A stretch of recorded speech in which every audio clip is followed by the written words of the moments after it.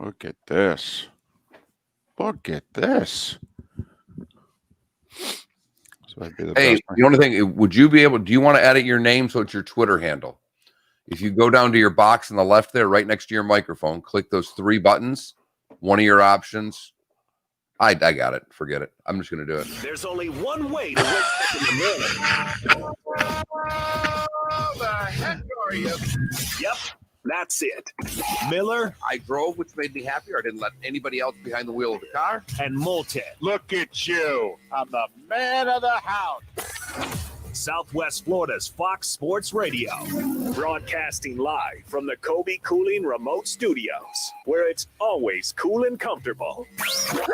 Oh, I like it. It's up to you now. It's up to you. I like it. Now, the best local sports show this town has ever heard. Here's Miller and Moulton. You're live.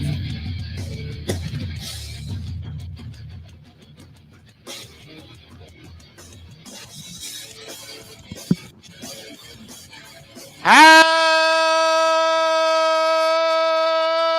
the heck are you? Miller and Moulton starting another month on Tuesday, September 1st. Thanks so much for being with us. Southwest Florida's Fox Sports Radio. We're streaming at millerandmoulton.com. We are broadcasting live. Goodness, at 3 FMs, 2 AMs, and HD2. At Miller and Moulton YouTube channel. Miller and Moulton Twitch.tv channel. You can sign up for both of them. They're free. And heck, the Landry Football Network has picked us up as well. We're simulcast there every mornings. And beginning next week, a week from today, we're going to start doing a bonus hour, an extra hour of Miller and Moulton, 9 to 10 Eastern, 8 to 9 Pacific, Central. Very sponsorable. What isn't sponsorable on this show? My the goodness. Williamson Brothers Talk and Text Line. That's right. And the studio. Yep. Other than that, but this baby is portable. For sale. Ladies and gentlemen, I have politely asked, almost urged all of you to just check us out, sign up on the Miller and Moulton YouTube and Twitch.tv channels. If you could, please check us out on the Twitch.tv channel. Mark Miller has gone nuts. He is the gentleman who's got a few days off, and he entered into the garage, and he has not left. He is rebuilding a tranny. He is mixing and matching sets of golf clubs to come up with just the right 14. All right. He is tinkering with this show and its presentation. And I must admit, it looks glorious. This is a damn good looking show. I mean, as you like to, take your technology and put this stuff up on your big screen. I mean, we look good. We're getting there. Getting there. Don't touch a thing. Go to the kitchen. Get something to eat. Take a load off. You leave the garage. You're good. I don't know if you're aware, David. School started yesterday. The shape-up is in effect. There is no eating allowed until October. Wow. A full month, huh? At least. Really? You do know the Derby's Saturday. You can't start a shape-up before the Derby. Yes, I can. Why? You always have a Derby party. Having a little one. It's a very COVID-esque party. I don't know what the rules are. How many people? As long as I guess I can have 10 inside and as many outside as I want. Is that what the rules are? Well, I don't know. I can't imagine anybody showing up to stop me. All I would advise, unless you're Rusty's, having 600 people inside your place, you can pretty much get away with anything. Right. All I would advise is, masks. Just in case anybody posts a picture, all right, you want to make sure that it, it passes the smell test, if you will. In fact, on the invitation, it said, riders up, masks up. Look at that. Not if anybody's going to do it, don't care, but presentation's given out that we're all wearing masks.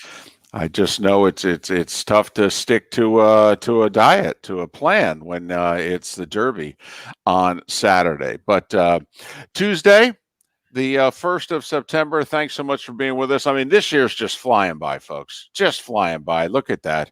It is September. 9 days away from the Chiefs and the Texans. And, of course, the college football season has kicked off. And we've got, well, pennant stretch in baseball. We've got NBA and NHL playoffs. It is a remarkable late summer in the sports world. That is for sure. Mark, top of the morning to you. How are you? I'm very good. Borderline spectacular. Look at this. Accomplished a lot yesterday. Daughter went to school. First grade, right? Yes, sir. All right. We're cooking with heat now. All right.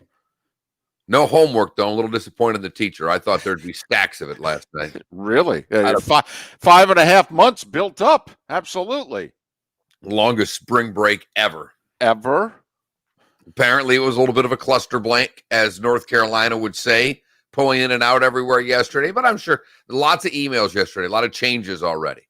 Like, for instance, the school we go to, I think there's 600 kids that are attending virtual school, live school, not doing virtual. I don't know what the normal number is, but I'm from what I understand, it's between 50 and 60% that normally go, or of the total number are going. So it's like 600 kids, and they had a cluster blank in the drive, pulling kids in and out. Oh, can only imagine. Of course. Rain. And they had sent out videos. They had done planning. Seriously, David, I watched the videos. They actually spent a decent amount of time because they were trying to get cars off the road because it turned into a traffic thing. They thought they could use the whole campus to get cars around. I'm like, all right, I see what they're doing here. They've put some time into this. Yeah, the problem is strapped in one day. 600 kids going to school, 55 riding the bus. Did you catch that? Wow. And there's no parent. The kids can't. I guess some kids could ride their bike or walk, but they used to have a parent, like you could walk your child to school and then just can't do that now. No, can't do that. No, right. So the lines had lines yesterday. Right. Well, the problem is it's the old Mike Tyson, quote. Everybody has a plan until they get punched in the mouth. Everybody has a plan until 545 kids are getting dropped off in 542 cars. All right. That's when, the plan goes a little haywire. And of course, then the plan is up to us to execute it. And Mark, come on, parents, first day of school. We are not bringing our A game. We're excited to get them out of the house, but we don't have our act together yet. Well, okay, what I discovered is while they thought they had their act together, they leave a little earlier. Right. They plan for more time. But when the normal, let's just say you're in line for 10 minutes. Right. First day you allot for 20. You just don't. Absolutely. Once it goes to 35, you're in trouble. Parent has lost his cool. Right. Because now you're affecting their day. Right. Now they may be late and you have frazzled them. So that means you're driving over fences. You're throwing your kids on top of the roof of the school. Everything becomes game at that point. Well, and the other thing, Mark, is let's face it. If dad is the one doing the drop-off, then an executive decision has to be made. Because dad is okay telling child, get out of the car, walk. All right. But dad has to obviously be assured that child going to get to destination safely, because dad has to be able to live to tell about it at night. As somebody who walked to school, I don't know what it was where you lived. The first up until the 6th grade. So from kindergarten, I rode the bus because we did half days, and I think I walked to kindergarten, got a bus ride home, and I walked 1st through 5th, and I walked 3rd through 9th. Once I went to high school, which for me was 10, 11, 12. I had to take a bus to high school until I was old enough to drive. It was too many miles away. It was like 5 miles away. But I lived the rule where I grew up, Mark, was 2 miles. 2 miles. If you're less than 2 miles, okay, you could walk. And I literally was 1.9 miles. All right. And so I walked and I loved it. So my mother didn't have to worry about any of this. We walked with a group of kids. From my neighborhood, and I was actually talking with 2 kids I grew up with in the last little while. We're having some fun. We kind of all met and we walked through a field. Like 4 of us walked every morning. Yep. Meet you there. School started at whatever, 8:30. about 8 o'clock, the first one there kind of waited, and next one showed up, and then y'all walked to school. Exactly. You pick kids up along the way. Yep. Absolutely. I get you. And now, not so much. That could be a fun little poll question today. How did you get to school? Walk, ride your bike, bus? Mommy took me. See what I did there? I gave him a little shot. You did. A little rub and Grayson. Yep. A little shot there at the end with the clinch. Goaltender, a little whack to the back of the ankle in front of the net. I know you're standing there. Right. But if the play starts going, I'm going to really whack you. So, in other words, goaltender covered that puck up early, but you decide to skate in hard and spray them anyway. Yep. That's you. You know what? That is me in a nutshell. When you watch hockey and you watch the a-hole come flying at the goalie and then stop to spray the snow in the goaltender's face, which is a no-no. It's a blank move. Right. Sean Avery. Absolutely. Yep. That's me. Yep. No doubt about it. Cheers, everybody. Yep. Speaking of which, cheers to the Tampa Bay Lightning. How much of it did you see? No. Made the conscious decision to not see any of it. All right. They went to overtime, and I said, you know what? I got to catch up because the dog had kept us up for a few nights, rough nights. I'm talking about, we were doing shifts. My wife did midnight to 3. I did 3 to 6. That type. It's been rough, and dog made it through yesterday. By the way, for those that I was asked during the break. I did not think that was an appropriate question. That was one of those lawyers' questions. I'm going to know the answer of that one, and I did not know the answer, so therefore I was not going to ask. Right, and in fact, maybe some new medication for the dog, which seems to be working. And boy, are we a big fan of it. Okay, in fact, the adults I think are now wondering if they can get their hands on it. It's worked so well last night. Here's the problem, and I've been working on my wife about this for years, David. Apparently, none of the good animal medicine works on us. Well, so far that I've known is the same. Now that Champ has been put down and long since put down, I am still taking his stomach back. It's a hell of a lot cheaper to buy it from her than it is at the pharmacy. Right. That's another thing. Like pennies on the dollar. Right. That's another thing that we're wondering. If we take it and it works, all right, what happens when the dog finally, their time has come? Is there a way that we can just keep ordering this for a little while? Is there any way to keep it from the vet that the dog is no longer with us, but it's the adults that want the medicine? So we're plotting over here. We're plotting. Understood. But for those that have asked, whether it be in the Williamson Brothers Marine and Roofing text line or our Twitch and YouTube chat rooms, dog is Rufus. Is going to turn 9 soon, and for an English bulldog, that's getting there, and knock on wood, everything is okay. But tip of the hat to the Tampa Bay Lightning, and you know what, Mark? I thought of this a series ago and didn't say anything. There's 2 things I have not said publicly that I'm kind of mad at myself for not saying. Do you remember a couple years ago when the Virginia Cavaliers lost in the first round of the NCAA tournament? Who would forget? UMC, baby.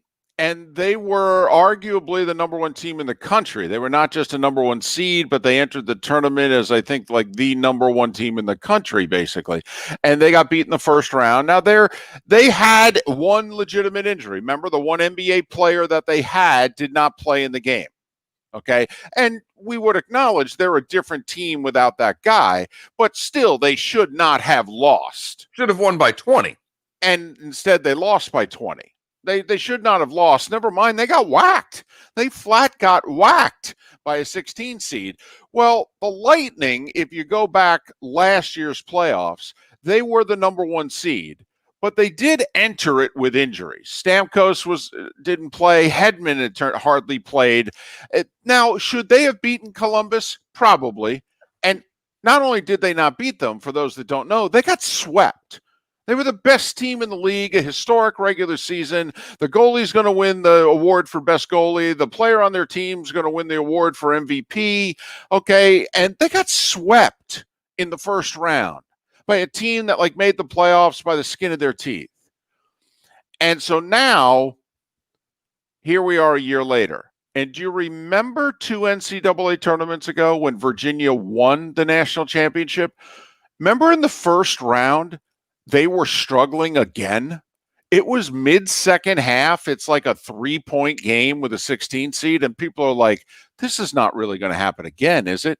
And I sort of felt, Mark, when the Lightning won the 5 overtime game, there was a part of me that thought, this could be their Virginia Cavaliers moment. And then what happened to Virginia the rest of the tournament? The bounces went their way. I mean, they were very fortunate to get out of that region final against Purdue, down 3, less than 6 seconds to go, and they throw together a play, and a guy who shouldn't be shooting it hits a prayer, and we go to overtime, and they're fortunate to get out of the OT. And then the semifinal against Auburn, I mean, they were done. Auburn had a beat. Well, really, both of those games. I mean, Purdue to this day kicks themselves over that loss because that's one of those games that they were not the better team, but they played a damn near perfect game. They had a good team, and they had Virginia dead to rights and let it get away. And they let them off the hook. Right. And then Auburn's got them beat. And Virginia commits the travel that's not called. All right. And Auburn's up 3 late, and they miss free throws, and the call doesn't happen. And Virginia hits a couple shots, and next thing you know, Virginia goes to the national championship game. And Auburn just has to grit their teeth over a bad call. And then even Texas Tech had Virginia beat. Had them beat at the end of regulation and allowed Virginia's best shooter to be left open for a short corner 3, and he hits it to force overtime. But Virginia won the national title. Tampa Bay, Mark, a year later, they get out of the first game. The 5 overtime first game, I felt like, was Virginia in the first round. And then look what's happened since. Mark, they've played 4 overtime games in the playoffs. They're 4-0. You and I know that this rarely happens, but when it does, that's the team that's going to win the cup. You go back to the last Canadian team to win the Stanley Cup. It was the 93 Canadiens. You go back and take a look. They were 10-0 in overtime in the playoffs that year. 16 wins to win the cup. They won 10 of them in overtime. They were either 10-0 or 10-1 in OT. It was laughable, the skin of the teeth that the Canadians played with that year, and the dominoes all fell for them. And I feel as if the Lightning are the Virginia Cavaliers of a couple years ago. They have figured it out, and it's all going their way. They have not, until they lost game 1 of this series to Boston, Mark, you take a look. I believe they've been involved in 6 or 7 one-goal games. They've only lost 1 of them. They're 4-0 in overtime. And game 1's supposed to be really big, but sometimes losing game 1 can galvanize a team. Especially how you lose it. It can actually make you play harder. And I've been a part of 2 long runs where teams lost game 1s, and I remember the moment. I remember losing to a South Carolina team when I worked for a Nashville team. We lost in double overtime. They had a 2nd-round pick, and we had a tough guy, Pat Cavanaugh, and they skated to the face-off circle, first period, and Cavi kind of gives it one of these. And David Cooper was the guy's name, 2nd-round pick, when 2nd-round picks were not supposed to be in the East Coast Hockey League. Right. And kid says to Cavanaugh, "You had the long one last night." And Cavanaugh turned back to him at the faceoff circle. And I heard this from every guy in the faceoff circle, not Cavanaugh. And he says, after a double overtime, he goes, "Long one last night." Cavanaugh goes, "Yeah." He goes, "I found out you were a 2nd-round pick in my game, and I have not been able to sleep all night." Turned on a dime. 3 straight. We're done with them. But sometimes things happen, and you don't want to lose, but losses can galvanize a team in the playoffs. Well, and also it's how Tampa Bay lost. They lost the first game to Boston 3-2. All right. But they dominated the final 30 minutes of that hockey game. Absolutely dominated it. And so they walked off the ice thinking, we got these guys. I know we just lost, but we got these guys. We know how to play them. We spotted them 3 goals, and then we skated them into the ice. We're good. We're fine. And that's why you look back, Mark, because I think now the Lightning are going to the finals. They're going to beat the Islanders. Islanders are pesky, but Tampa Bay's just got more talent. They're going to beat the Islanders. And Vegas is going to go to the finals. We're going to have Vegas and Tampa in the finals. is what we're going to have, which is quite frankly what we should have had a couple years ago when Tampa should have beat Washington and let that series get away. But we're going to have a great final. And the Lightning are 4-0 in overtime. And all the things that they haven't been in the last few years, they are proving to be right now in this year's playoff run. In the offseason? From St. Louis, Pat Maroon, the tough guy. Well, they lacked grit. This team lacked team toughness. Hockey's not about having tough guys anymore, but there's an element of the sport of being team tough. When your guy gets run, Tampa didn't have a guy that was going to stick up for them. They were very skilled, and Columbus last year bullied them. They picked on them, and they bullied them the way that a schoolyard kid gets picked on in a game. And the Lightning management said no more. And they went and acquired a few players that made sure when there were scrums in the corner that Tampa didn't come out looking like little brother anymore. They out-toughed the Boston Bruins in this series. Boston was the smaller, slower team. All right, Bruins don't get out-toughed very often. And the Bruins, played hard. They did, and they tried to throw their body around against Tampa. And it seemed like just about every guy who hit a Tampa guy went backwards. That the Tampa guy he hit was bigger. And, Mark, yesterday, big day for me. It was a trading deadline day. It's one of the greatest days of the year for me, is a trading deadline day. Basketball, hockey, baseball. A week ago. Right. They did a baseball trade deadline, 4:00. Twice I left the house just to get in the car, listen to MLB radio. I just drove around nowhere. I'm just listening to the radio. Who got dealt now? Who got Clevenger? Who got this? Who got that? Mark, I nearly ran into a bunch of school kids. The Marlins made 2 trades yesterday. I almost took my eyes off the road. Most active teams yesterday, as you would expect, the San Diego Padres and the Miami Marlins. But what did Tampa Bay do at the deadline? They got 2 gritty players. Not big deals, just 2 gritty guys. Okay, 2 gritty guys. That's it. And we'll go over the baseball trading deadline coming up here in the starting 5. Bunch of deals made. Fascinating whether or not you think you're in or out. The whole National League except the Pirates entering play yesterday was within 2 games of the playoffs. Think about that. 14 of 15 teams were either in the playoffs or within 2 games of a playoff spot, except for the Pirates. So if you're a GM, what do? Are you trying to make the playoffs, or are you like, I don't think we're any good? Sorry, I'm having a little fun over here. You take the call or do you make the call? That's all. I was just having a little fun, David. You love yourself a trade deadline. I do. OKC took a series to 7. Jimmy Butler scores 40. Yep. But the Padres made some trades. The Cubs went and got 2 lefty relievers, Mark. Let's break it down. 2 lefty relievers, 2 righty bats. Phone lines are open. Euro, if you answer one of them, we have problems. Miller and Moulton. David will break down the baseball trade deadline for all of us because nobody paid attention, and you're lucky David did. Working for you in your corner now. For those that are fairly new to the show, maybe on the Landry Football Network, first hour of the show, you know what we call it? What do we call it, Mark? It's the baseball hour, David. Yes. It is the baseball hour. Thank you. And yes, to those that are pointing out that now with technology, I don't have to get in the car to listen to MLB radio. It gets me out of the house. We're in a pandemic. That's a 2-for-1, baby. It feels like BOGO. All right? Leave me alone. Just waiting for someone to serve poached salmon at a drive-thru.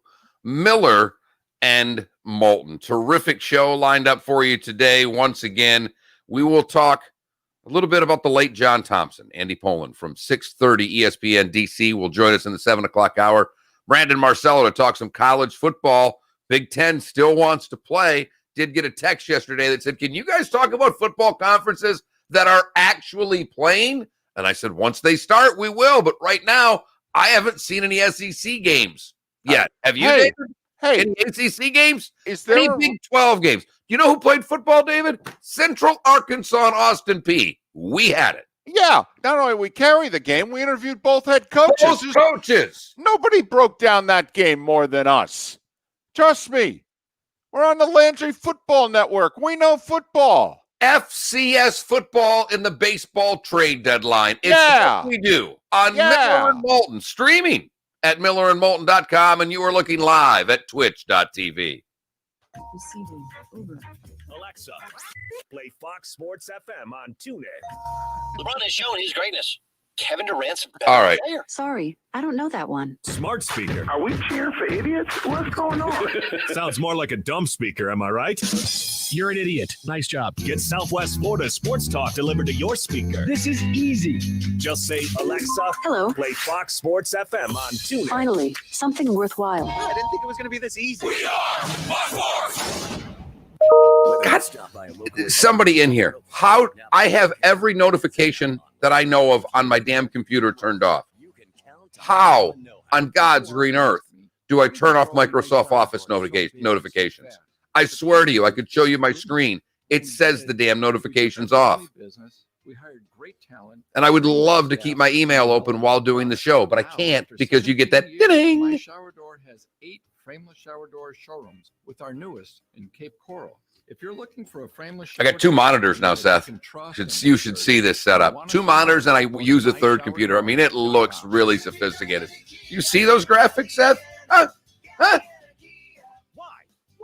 Why pay more for a used car or truck? Free Labor Day clearance event going on now at Galliana Kia in Fort Myers. 2020 Kia Forte LXS lease, just $49 per month. That's right, a new car for just $49 per month. 2020 Kia. Throw the computer out the window. Yes, $13,990. Worried about your credit? Don't sweat it. Galliana Kia has lenders to get almost anyone approved. Plus, we'll take any trade in any condition, even if you're upside down. My speakers are extended out to the computer. It's how we put David on. Can't turn the speakers of the computer off because that's how I'm broadcasting David.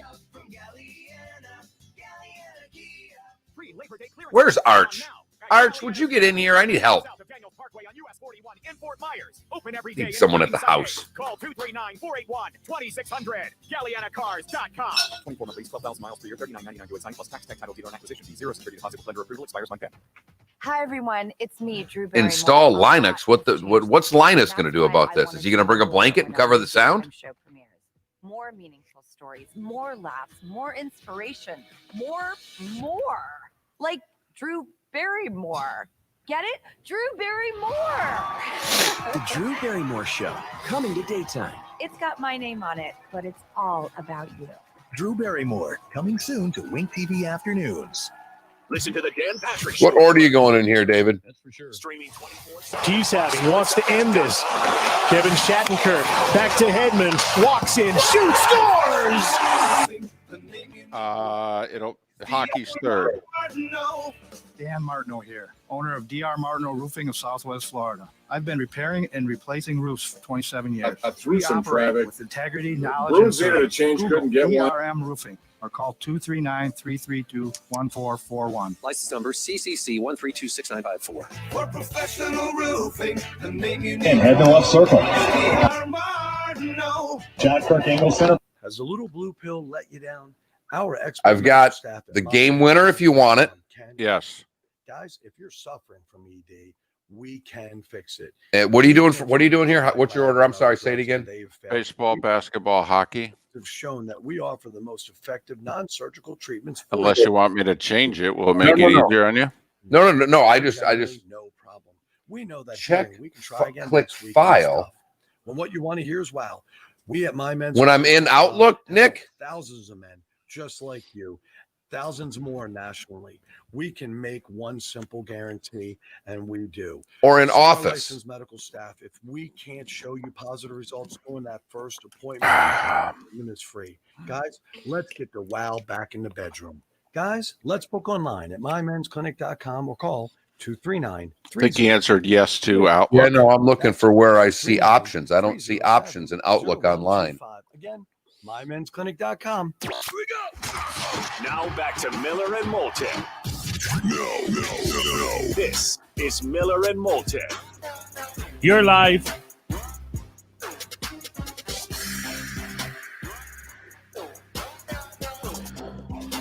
$30 minutes past the hour. Top of the morning to you. How the heck are you? We're Miller and Moulton. Southwest Florida's Fox Sports Radio, broadcasting on 3 FMs, 2 AMs, and an HD2 channel. We're also on millerandmoulton.com. You can find us. Miller and Moulton has a twitch.tv channel. We have a YouTube channel, at least for the time being. And we're simulcast on the Landry Football Network, a 24/7 twitch.tv channel. Chime in via the Williamson Brothers Marine and Roofing text and talk line, 479-5551. That's 239-479-5551. Not to worry. I answer them at all times. Yeah, all times. 2:30 in the morning, a text came in today asking about parlays. Answered some last night. I actually, David, I have to get this out because I feel badly. But when we get a text like this, I like that they know where to go. And when someone sends us a text that says that they were fired yesterday and wanted to let the two of us know, because if there are any two people that understand getting fired, like there's no one like, and I said, hey man, I'm really sorry for you. And you'll be fine. Yeah, I will. But I thought I'd let you guys know. Thank you for that. Can you text them and just say the one thing we're always curious about? Did they wish you well in your future endeavors? Were you worthy of the email? And did they wish you well in your future endeavors? Now, as I realize, the text kept coming from this guy. The first one came at 5:08. Then the next one came at 9:32 after I, said I was sorry. And right. And he said, thanks, man. What would you say are some basic sports gambling pointers? I know you're an avid bettor, LOL. And then at 2:35 in the morning, this is where this gets a little scary of how much he was drinking last night. Right. You two have said parlays are horrible, correct? I just said bad odds. Bad odds. Not horrible. Sucker. Right. Yes, they are. I'm a little worried when his last text was at 2:35. Yeah, well, he watched playoff something last night, hockey, basketball, whatever it was, and he just kept going. Good for you, sir. Good for you. You don't have to get up this morning. So have a couple, sleep in. Time now for the starting five.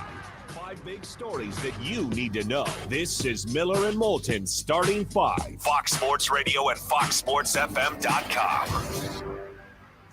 Mark, the starting five brought to us by... It is brought to you by the Florida Sea Dragon, Southwest Florida's first pro basketball team to fail. Major League Baseball trade deadline was 4:00 yesterday, and the big wheelers and dealers, yes, that's right, the Padres, the Marlins, the Cubs, you heard me right, the Marlins got Starling Marte from Arizona, one of two players that they acquired yesterday. Meanwhile, Mark, the Padres made a 7-player deal a couple days ago. They decided, small potatoes. Yesterday, they made a 9-player deal with the Indians in which they got Mike Clevenger for the top of their rotation. A's got lefty Mike Minor from Texas. Cubs have picked up 2 lefty relievers and 2 righty bats in the last 2 days. The 2 righty bats are Cameron Maybin and Jose Martinez. Martinez was DHing for the Rays. The Red Sox traded Kevin Ballard to the Rockies, and the Dodgers have so much starting pitching, they actually sent Ross Stripling to Toronto. Kevin Shattenkirk. For...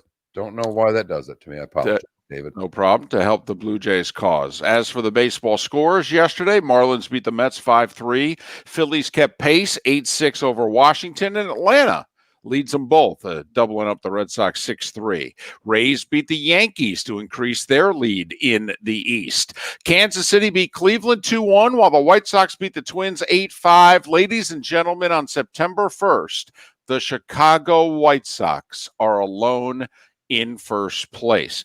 Cubs and White Sox, Mark, in first place on September 1st. How many times has that happened? I don't know if that's happened 2 times since World War II, to be honest with you. Both the Cubs and the White Sox in first place on September 1st. Padres keep rolling 6-0 over Colorado. Cardinals winners 7-5 over Cincy. Toronto did lose to Baltimore 4-3 and 11. Seattle beat the Angels, and the Brewers trying to fight their way back 6-5 over Pittsburgh. NBA playoffs last night. Jimmy Butler joined some exclusive company. Only LeBron D. Wade had scored 40 points in a playoff game for the Heat until last night. Butler with 40. Heat dominated the Bucks, who they match up really well with. All right. Really well. In fact, Mark, I'm kicking myself. I wanted to pick the Heat to win this series. All right. And we were starting to go down that road and never made our picks. Heat win game 1, 115-104. And OKC has forced a game 7. Westbrook and the Rockets with some turnovers down the stretch, 104-100, the Thunder. So Nuggets, Jazz are going 7. Rockets, Thunder are going 7 in the West. NHL playoffs. Regulation was not enough. Nearly 35 minutes into overtime. 2-2, Lightning and Bruins. You want sound, too. Sure. Why would you work now? You worked all morning. I was going to say, you worked when I was talking baseball, for goodness sakes. Yeah. Okay. Victor Hedman with the game-winning goal. Unbelievable. Nearly 15 minutes into double overtime. The Lightning win 3-2. They eliminate the Bruins 4-1. The Lightning are 4-0 in overtime in these playoffs. The Lightning will face the winner of the Islanders and the Flyers. Islanders up 3-1 in that series. Colorado stayed alive last night, winning Game 5 against Dallas 6-3. Stars still lead that series 3-2. NFL news. The Chiefs gave extensions to their head coach and general manager, which you would expect. 6-year deal for Andy Reid. Brett Veach also gets a few more years on his contract. I wonder if this is the beginning of the end for Daniel Snyder. The NFL called yesterday and said, yeah, we're going to be taking over the investigations into your franchise and all that has been alleged against you and your team. I'm just wondering if this is the beginning of the end, Mark, because the country club has now decided that they're going to investigate one of their own. It's never good. It's never good when you're a member of the country club and they tell you to come before the board. Right. You can do whatever you want. You can get a letter or two. But when you have to go sit in front of the board, that usually means, at bare minimum, David, a suspension of some sort. And also, Mark, we all know that there are times in which you get the feeling that the board is literally having a meeting just for appearance's sake. But this now, you're going to show up before the board and you're hoping that this is just a yuck laugh fest. And you realize pretty quickly, oh, wow, they've turned on me. This is different. And I just wonder if yesterday was that day. With the NFL and Daniel Snyder and the, quote, Washington football team. Derwin James lost for the year yet again. Another knee injury, and the Chargers standout DB is done. Alvin Kamara has missed 3 straight practices for the Saints. And it's not a coincidence. He wants a new contract. He hasn't gotten one. And so right now, Alvin Kamara is threatening not to play. Remember, Leonard Fournette got released yesterday. Leonard Fournette is born and raised in New Orleans and played college football at LSU. Now, he is not Alvin Kamara. No one's saying he is. But you just wonder. I mean, remember, the Saints were able to convince Jameis Winston, yeah, there's more money out there for you elsewhere, but why don't you come here, sign like a 1-year, $1.5 million deal? You wonder, can the Saints, with the lure of winning and the lure of returning home, say, hey, we'll get rid of this Latavius Murray guy, the backup, and, you want to come here and play? You just throwing that out there. Mark, turns out the Big Ten presidents voted after all. Are we sure? Do you buy Yes. This is what having records and disclosure and little deep dive here yesterday, and it was found out that there was in fact an official vote by the 14 Big Ten presidents to cancel the fall sports season. The vote was 11-3. The three were Nebraska, Iowa, and Ohio State. But they did vote, and the presidents backed up Commissioner Warren to the tune of 11-3. I'll say this. It was a good day for Commissioner Warren yesterday. All right? Because now he can say, it wasn't all me.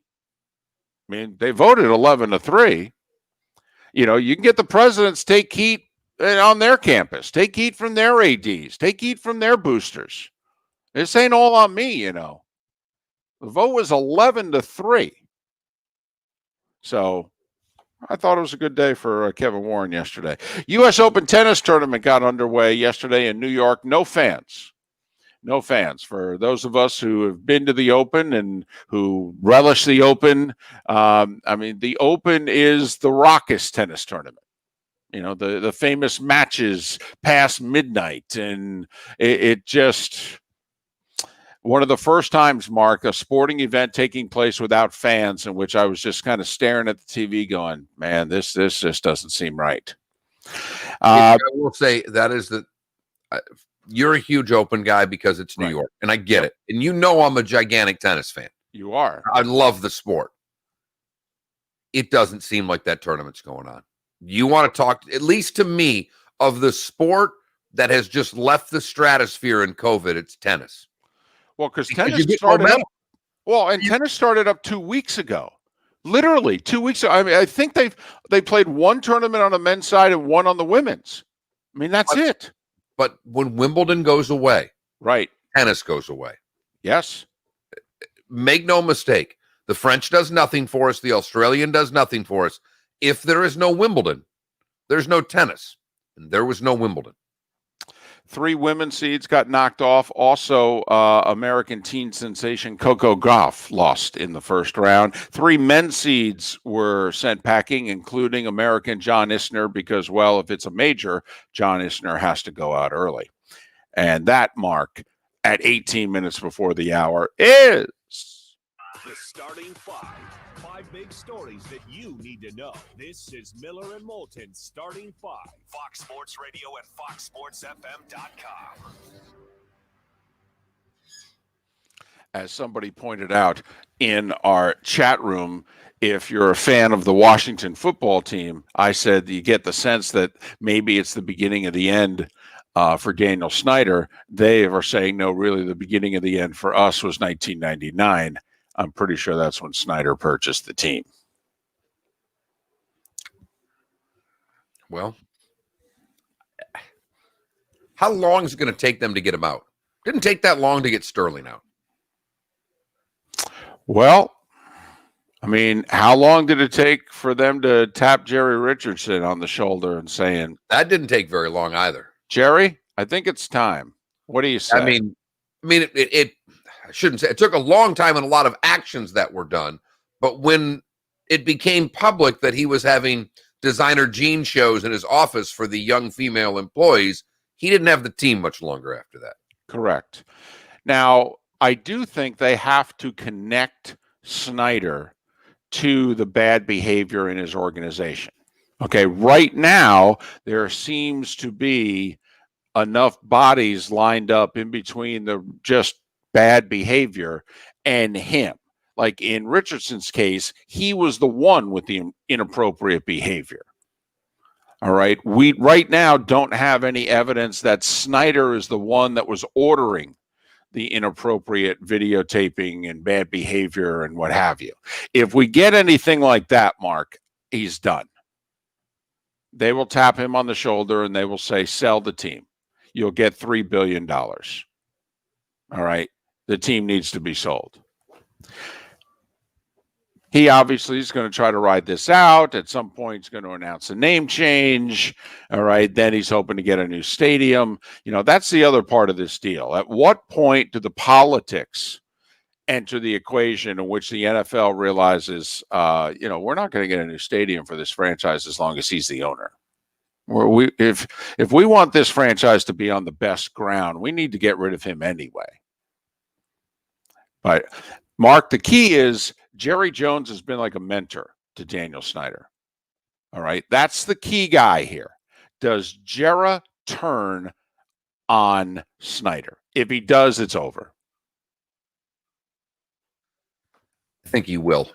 I don't think he'll turn on him, but I don't think he'll back him, and that'll be enough, David. So if you're a fan of the team formerly known as the Redskins, I think yesterday was a good day for you. As we are 9 days away from the start of the season, Chiefs and Texans a week from Thursday. Miller and Moulton. We'll recap our poll question yesterday, which was, when is Mark going to be teaching again this year? Because needless to say, there's a little bit of doubt with kids going back to school as to whether or not they're going to be able to stay in school. And so some parents are going to go back to put their teaching hat on at some point. And we'll have to come up with a poll question for today. Miller and Moulton. Thanks for waking up with us. Top of the morning to you. Southwest Florida's Fox Sports Radio. Welcome to the program. This is the Dan Patrick Show. People weren't talking about Dallas pulling off the upset. Well, that was weird. Problem here.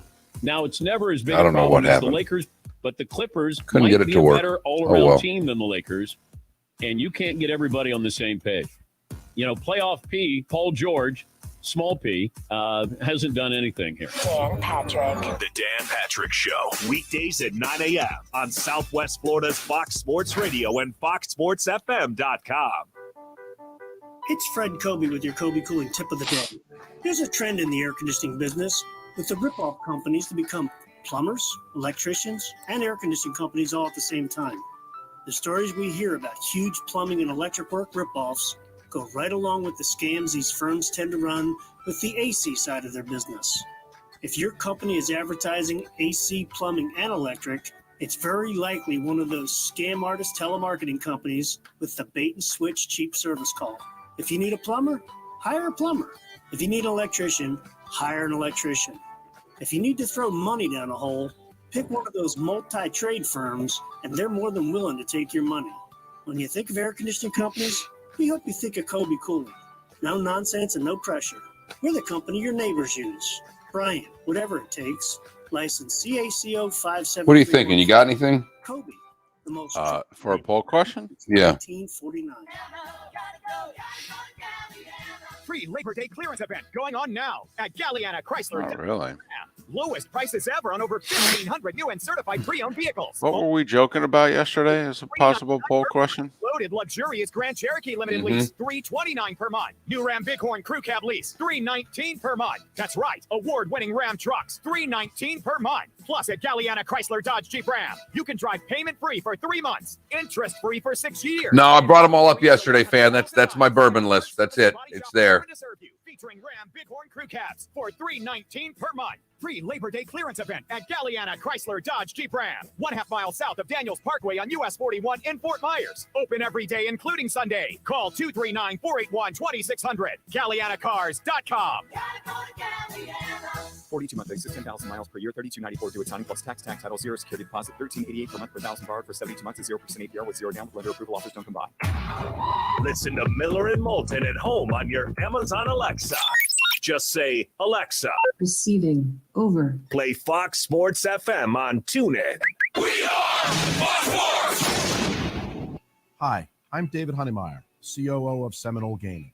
At Seminole Hard Rock Hotel and Casino, the health and safety of our team members and guests has always been our top priority. And now more than ever, we're dedicated to providing a safe environment for you. Our Safe and Sound program was developed with data and facts from local, national, and global authorities, healthcare professionals, and industry councils, while listening to direct feedback from guests like you.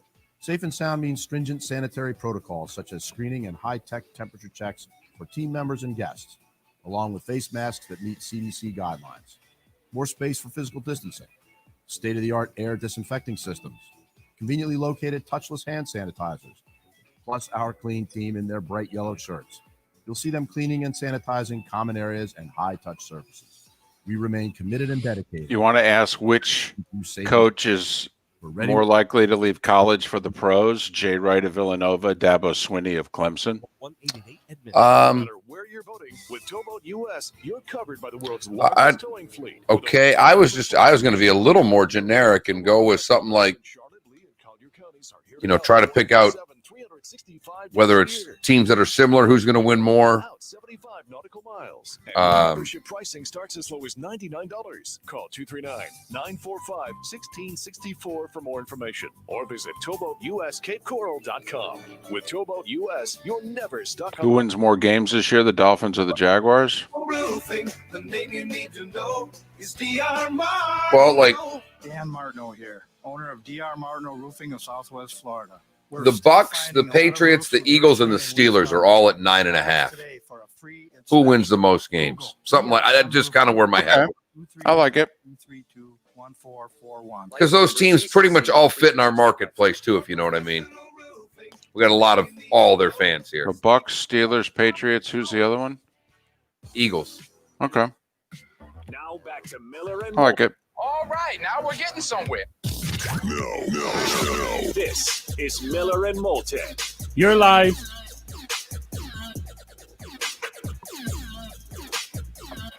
Nine minutes before the hour. Thanks so much for being with us, Miller and Moulton, Southwest Florida's Fox Sports Radio. Streaming, millerandmoulton.com, broadcasting live the Miller and Moulton YouTube and twitch.tv channel, simulcasting on Landry Football Network, a 24/7 channel exclusive to twitch.tv. You can chime into the show via our chat rooms or the Williamson Brothers Marine and Roofing text and talk line. 239-479-5551. 239-479-5551. I think we got a poll question here. Little football-esque poll question. We're only a few days away now. Where are we at, David? We are 9 days away, Mark. 9 days away. Looking at over-unders, one of your favorite things out there, David. There are 4 teams. There are 4 teams that are at 8 games, but the teams are a little. We could have done the 8s. We could even hold these 8s for another day this week. But there are 4 teams that Vegas has at 9.5. One, I don't know how quickly most of us could get the under on. But out of these 4 teams at 9.5, who will win the most games? The Tampa Bay Buccaneers, the Philadelphia Eagles, the Pittsburgh Steelers, or the New England Patriots? Ooh. How quickly would you bet the under on Belichick at 9.5? Oh, I'd bet it pretty hard. And once again, it's because of schedule. The AFC East teams play a far more difficult schedule this year than last. Far more difficult. I mean, I've said it for months. For the Bills to match their win total of a year ago, they need to be at least 2 games better in the standings. At least 2 games better. I mean, the AFC East teams this year play both Western divisions as crossovers. Man, there's a lot of. Put it this way. Is there a bad team in the AFC and NFC West? Obviously, somebody's going to finish last. But is there a bad team? Broncos, Raiders, Chargers. Well, I don't know if I'm not ready to say the Chargers are a bad team yet. I don't know if they're a good team, David. Well, and that's fair. Once again, somebody's got to finish last. But, the Broncos won 4 of their 5. 4 of their last 5 last year. The Broncos the Broncos are going to improve. Everybody's riding the Broncos similarly to the way they rode the Browns last year. Hey, look at this great finish. Well, They didn't play anybody. True. And it burnt everybody with the Cleveland Browns. All I am saying is that I'm not prepared. I understand that Denver now had losing seasons, but these things don't happen. I also understand that I don't know if John Elway knows how to run a football franchise. He's a great quarterback. I get it. If he picked this guy out and he's right with Drew Lock, then we'll see. But so far, he's been 0-4 on quarterbacks. Lock finished the year strong. I know you liked him a lot. Yes. But that liking him doesn't mean he's going to be a great NFL quarterback. Liking him is simply you saying, hey, of all the guys I'm seeing coming out of college, I like the way this guy spins it the best. Yes. I was high on Drew Lock coming out of the draft. And yes, they did not play good teams. down the stretch last year, but they also put Drew Lock into the lineup down the stretch last year. Their defense, meanwhile, was good all season. And that's why there are a lot of people that believe, and they've made some nice offseason moves, really fortified themselves in the draft. And so people are high on Denver. Pat Kirwan will join us in the 8 o'clock hour once again today. Pat's broadcast partner, Jim Miller, longtime quarterback in the league, he says Denver's a playoff team this year. The Raiders were a 7 or so win team last year. Denver was a 7-win team last year. I don't know that there's a bad team in the AFC West. And now I don't know if there's a bad team in the NFC West. I mean, those are 8 crossover games that the Dolphins, the Bills, the Patriots, and the Jets have to play. And quite frankly, there's not a game that you look at and you go, oh, well, this is a W. No. I mean, you're going to have to earn those wins. And that wasn't the case with the schedules last year. It is interesting about Elway because with 3 straight losing seasons, now he's not getting any credit for the 2 teams that went to the Super Bowl and the one that won it. I mean, he was the GM of those teams too. And it's as if Peyton is getting all the credit for that, and Elway's not getting any, and now Elway's getting nothing but the blame for the last 3 years. Well, David, let me just ask you, did he build those teams, or did he come on and inherit a lot of those teams? Because I was under the impression that a lot of that team was already there when he was put in place. Basically, the piece he got was Peyton Manning, which we've talked about forever. Boy, that was a tough decision to make. Well, it wasn't a tough decision, but I think you got to get him credit for winning. I mean, a lot of people thought Miami was going to win that free agent sweepstakes. Understood, but picking out a free agent quarterback that's Peyton Manning isn't something that seems like you really reached. You go get Joe Flacco and turn him into a Super Bowl champ, then you did something. Yeah, John tried that too. That didn't work out so well. Miller and Moulton, thanks so much for listening. From Southwest Florida's news leader, this is a Wink News Update. I'm Therese O'Shea with Wink News. Starting at 8 a.m., you can apply for more help to manage rent and utilities in Fort Myers. Whoa, Today's what are you doing application here? portal will accept new applications for coronavirus relief funds, but there are some requirements you need to meet. We have those all listed and a link to the application process all on the Wink News app. Competition in high school sports starts this Friday. Have a great The day, state honey. says schools should work with their opponents on adjustments based on travel restrictions. All schools have until September 18th to opt out of fall sports. The state's holding a free coronavirus walk-up testing site at the Cape Coral Sports Complex Friday, September 18th. 300 tests will be available for anyone 4 years of age or older. Yeah, UCF announced 25%. Iowa State announced 25,000, I believe. Pool need a checkup? Call the doctor, the pool doctor. Hi, Dr. Mark here. Is your pool a pain to operate? Automation. Use your phone to turn on your spa, and it'll be warm when you get home. Free on-site evaluations. We're a family company. I'm laughing thinking about, Doing business. we keep talking about if you're Ohio State and you're watching all this football around you. How about if you're Iowa? Calls. That's my pool They're doctor. playing high school football. Iowa State's playing. 733. State certified CPC 057088. Looking for a frameless shower door? My You Shower voted against it. 8th Florida showroom, and it's conveniently located in Cape Coral. With more than 70 Brandon Marcello looks like he's going to want to eat somebody when I put him on more screen. experience and 5-star reviews than My Shower Door. We've been named #1 by readers of the News Press and Naples News for 17 consecutive years and have just been named as Lee County's Manufacturer of the Year. Want to see more? Go to myshowerdoor.com. My name is Dale Pazinski. I volunteer with United Way to help the homeless in my community learn computer skills and build a basic resume. I don't just wear the shirt, I live it. Give, advocate, volunteer, Live United. Go to liveunited.org. Brought to you by United Way and the Ad Council. WFSX AM from Naples to Cape Coral and all of Southwest Florida. 94.1 Fox Sports Radio. We are Fox. Here's what's trending now. Brought to you by the Center for Men's Health. C4MH.com.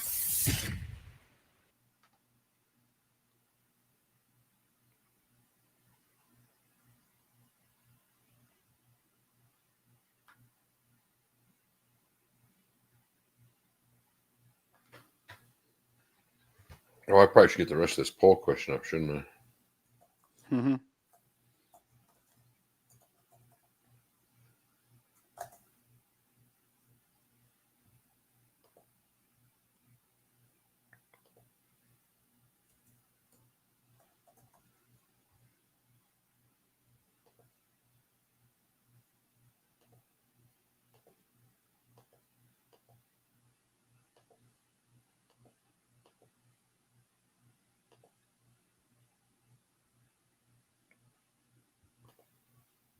What the?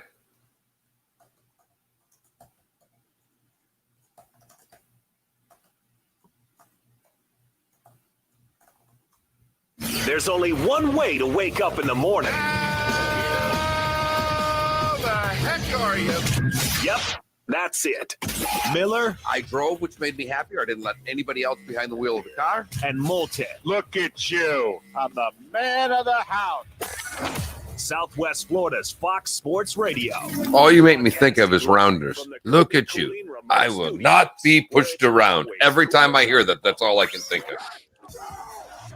It's up to you now. It's up to you. I like it. Now, the best local sports show this town has ever heard. Here's Miller and Moulton. You're live.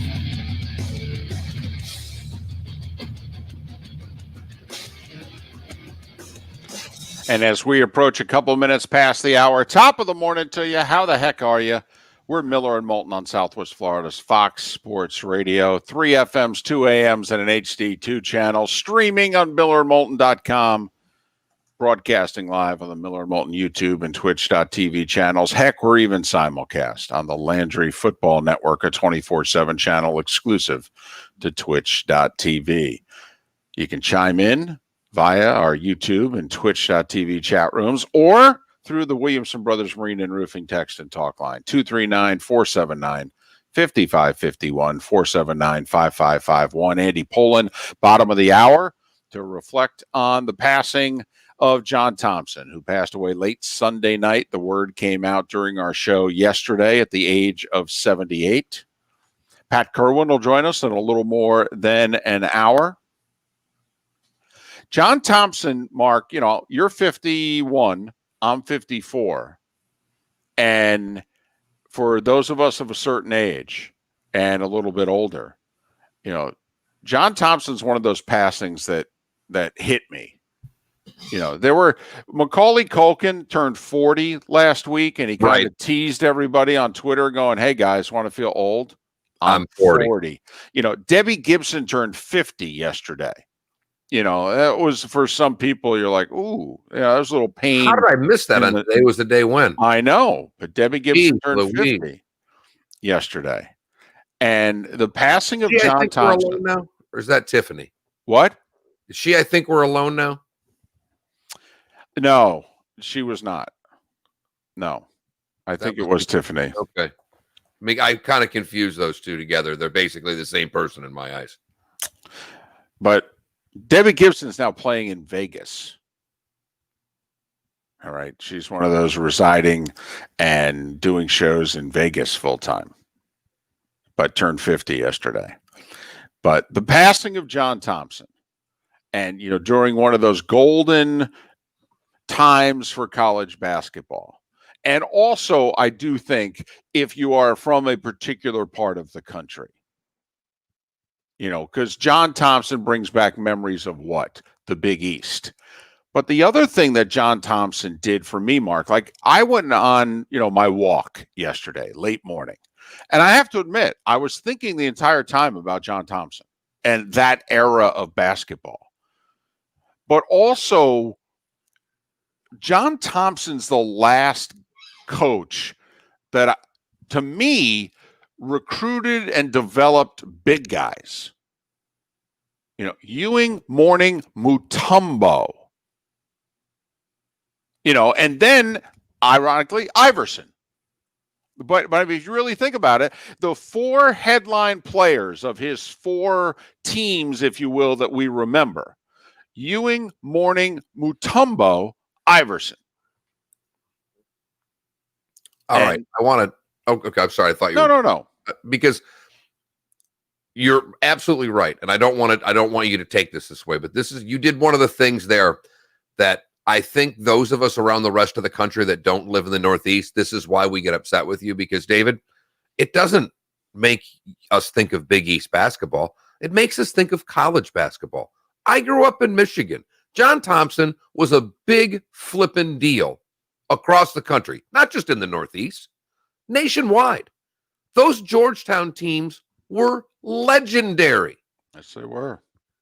People started wearing T-shirts under their jerseys because of Patrick Ewing, who never spoke to the media. You only got John Thompson. And I was thinking a lot about him yesterday, too. And I was watching some of the NBA on TNT when Ernie, or I think it was Ernie, that said he got really upset if you said he was the first black coach to win an NCAA title. He always said he was the first coach from New England to do it because he didn't like to look at race.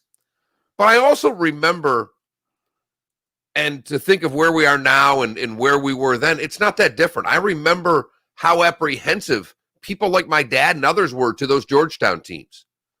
Those Georgetown teams to a lot of America were scary. A big, large black man as the head coach with a soft voice that had a lot of gravitas to it. John Thompson never raised his voice, but had authority every time he spoke. Whether you were a young kid in Michigan listening or a young kid in New Jersey listening, every time JT got to a mic, he had a presence about him. And his players always conducted themselves with a certain attitude. And they were great. And we all loved the Hoyas. The Georgetown Hoyas. Yeah, it was the big. Did you love them? Or because there were a lot of people that hated him. I loved Patrick Ewing. And you know people that hated him. Yeah, I know. You know why I liked him? You know who hated him? My father.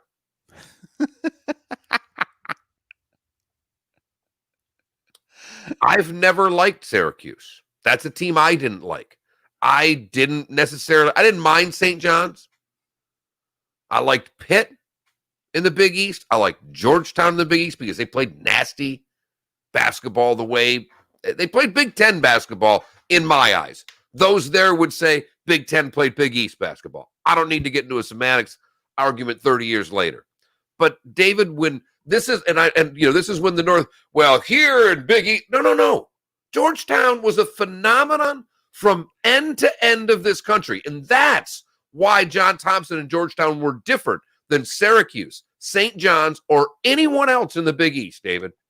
And the other thing that I thought of to further your point is Georgetown is the first team that I became aware of Nike through. Now, obviously Nike had been around before Georgetown, and they were largely in track and field and what have you. But I remember becoming really aware of Nike through Georgetown. And then obviously Michael Jordan came along when he went to the NBA. But to me, when I think of Nike, I think of Georgetown. And it was actually one of the things that John Thompson got heat over, was because John Thompson spoke out about many things, and Nike's had some issues. And when people challenged John Thompson about Nike and his unabashed loyalty to Nike, it caused some problems. But I thought one of the things that I thought of that, Georgetown and John Thompson, I believed, helped make Nike also. Gave it credibility, and particularly with the inner city community. All right. I mean, John Thompson, not just a big man, but a big figure. And Mark, the 82 through 85 Georgetown teams, if you think how close they came to winning 3 titles in 4 years, to lose to Carolina by 1, all right, to beat Akeem in Houston in 84, and then obviously Villanova has to play the quote-unquote perfect game to beat them by 2. I mean, they were 2 buckets away from winning 3 titles in 4 years. To listen to the whole crew on NBA on TNT talk about John Thompson last night was terrific, but to hear Kenny Smith talk about, to further what you said, David, he said the Hoyas Nikes. He goes, I only repped 2 teams in my whole life. He goes, I'd wear Georgetown stuff. And if you think about the early hip-hop days, and I know, David, when we get into early hip-hop, there is no one that I want to talk to more than one David Moulton. It's my wheelhouse. Everybody was wearing Raiders stuff. They were wearing Hoyas stuff. Yep. The Georgetown Hoyas were as big of a deal in the black community as any team, I think, ever.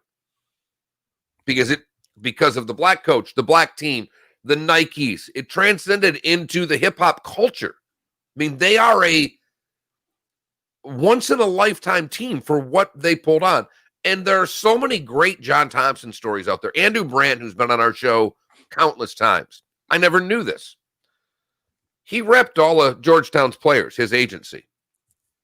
And he tells the story, so many other agents were upset with him for referring all of his players to us for representation, even without a recruiting process. He simply said, I refer them to my dentist. Why wouldn't I refer them to my lawyer?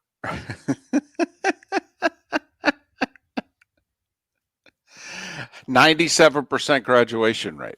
Also, Louis Carnesecca, longtime St. John's head coach, said the other thing about John was you knew John never cheated. He said you knew he was beating you the right way.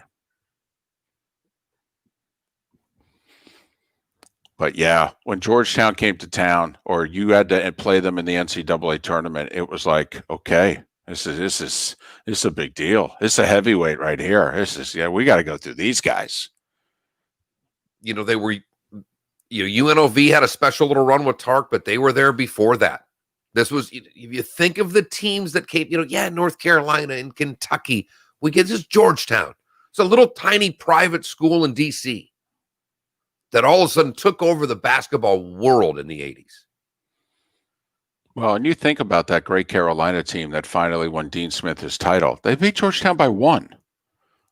And it helped that Fred Round passed James Worthy the ball, too. It is one of the biggest gaffes in NCAA. I mean, if not for the Weber timeout, we would still be watching that play nonstop. Yes. Ironically, both of them happened in the same arena, the Superdome in Louisiana. And of course, both of them helped out North Carolina. Yes, they did. Like an academic advisor in a classroom. Oh, hello. Is this on? First mic drop of the day, ladies and gentlemen. 13 minutes past the hour. It goes to Mark Miller. Well done. Well done. But that one hit me yesterday. That one stopped me. Of a certain age and what have you, late high school, college years. That one's like, wow. And, retired pretty early. Had a long broadcasting career with Westwood One and TV with a little CBS and Turner action. But was out of coaching a while. And as someone on the Williamson Brothers Marine Talk and Text line says, hugging Freddie Brown after the throwaway to Worthy. 2 years later. Yep. When they beat Houston. Yep. The joy. Yep. Glad they got one. Think about who beat that Houston team. And not only that, it really just kept them at arm's length that whole game. There were some great teams. Well, that's when you were able to keep guys. That's when guys stayed. Think about it. James Worthy played 4 years. Patrick Ewing played 4 years. Ewing played 4 years. He'd have been the first pick of the draft every year he'd have left. Would have been the first pick of the draft coming out of high school. Absolutely. Got a text from a buddy of mine yesterday. Ewing was such a big deal when he went on his recruiting visit because Ewing's from New England. All right. And so he went to visit Boston College, and all the kids on campus knew that he was visiting. And everywhere he went, he got standing ovations all day on campus. He said, of course, then he signs with Georgetown, and we got to play him twice a year. And boy, the reception we gave him for the next 4 years was not exactly the reception we gave him on his recruiting visit. Well, those Catholic schools don't like to lose kids to other Catholic schools, David. You know that. Yep. But Andy Poland will join us coming up in about 15 minutes, and we'll get some of his reflections. He knew John Thompson, and we will talk to Andy about the legendary coach who passed away late Sunday night at the age of 78. Our poll question is up. It is football centric for today. By the way, most of you, and I know David said it yesterday, our poll question was how long before I'm teaching again? October 12th, the earliest date possible is what 44% of you had said for the poll question of when I begin teaching. And to the 44% of you that said that, off. Wow. I waited till Thanksgiving, although I did state that I would have preferred a Price is Right answer, in which I would have guessed October 13th. Just one day later to win the prize, get up on stage. But our poll question today is Vegas has all of these teams over under. I did team, nice grammar, Mark. Which of these teams wins the most games? The Bucks, the Steelers, the Eagles, the Patriots. Early voting, Steelers out in front, but we have just started on that one. But that is really interesting. If it were win the least games, do you think New England would win going away?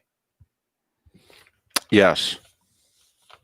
Yes, I do. Literally took this question and tomorrow said, who will win the least amount of games? Yes. New England would win that. I believe so. Yes. One thing I will point out, if you believe in schedules, if you think they make a difference, I mean, don't you think if you're a team in the AFC North that you got a soft schedule this year? You got the NFC East and the AFC South. Well, Giants, Washington, Jacksonville are three bad teams. I mean, and arguably could be 1, 2, and 3 in the draft, and no one would be all that surprised. Throw the Jets in there. So, I mean, there's 3 of your 8 opponents right there in which you're like, every team in that division is thinking, well, we can win these games. Even a Bengals fan is thinking, well, we can win those games. So I just think, which is another reason why you may want to throw a few shekels on Pittsburgh to answer that question. If you think the Steelers bounce back in a big way with a healthy Ben Roethlisberger, they won 8 games last year without Ben and with a harder schedule. I know Pat's always big on the Steelers. He always picks them to make the playoffs. Well, I do like Pittsburgh this year. I like what Jim Miller has said all offseason because he's had that surgery and thinks that Ben comes back stronger this year, which I thought was very interesting. You wonder with Pittsburgh, that offensive line's been very good, but it's getting old quickly. And who's going to catch the football? But I do like Pittsburgh. That wouldn't surprise me to see 3 out of that division make the playoffs, David, if Cleveland can get their act together. Speaking of which, would you, if you were the Steelers, be interested in Mr. Fournette? David, I'm telling you, I said it yesterday on Twitter.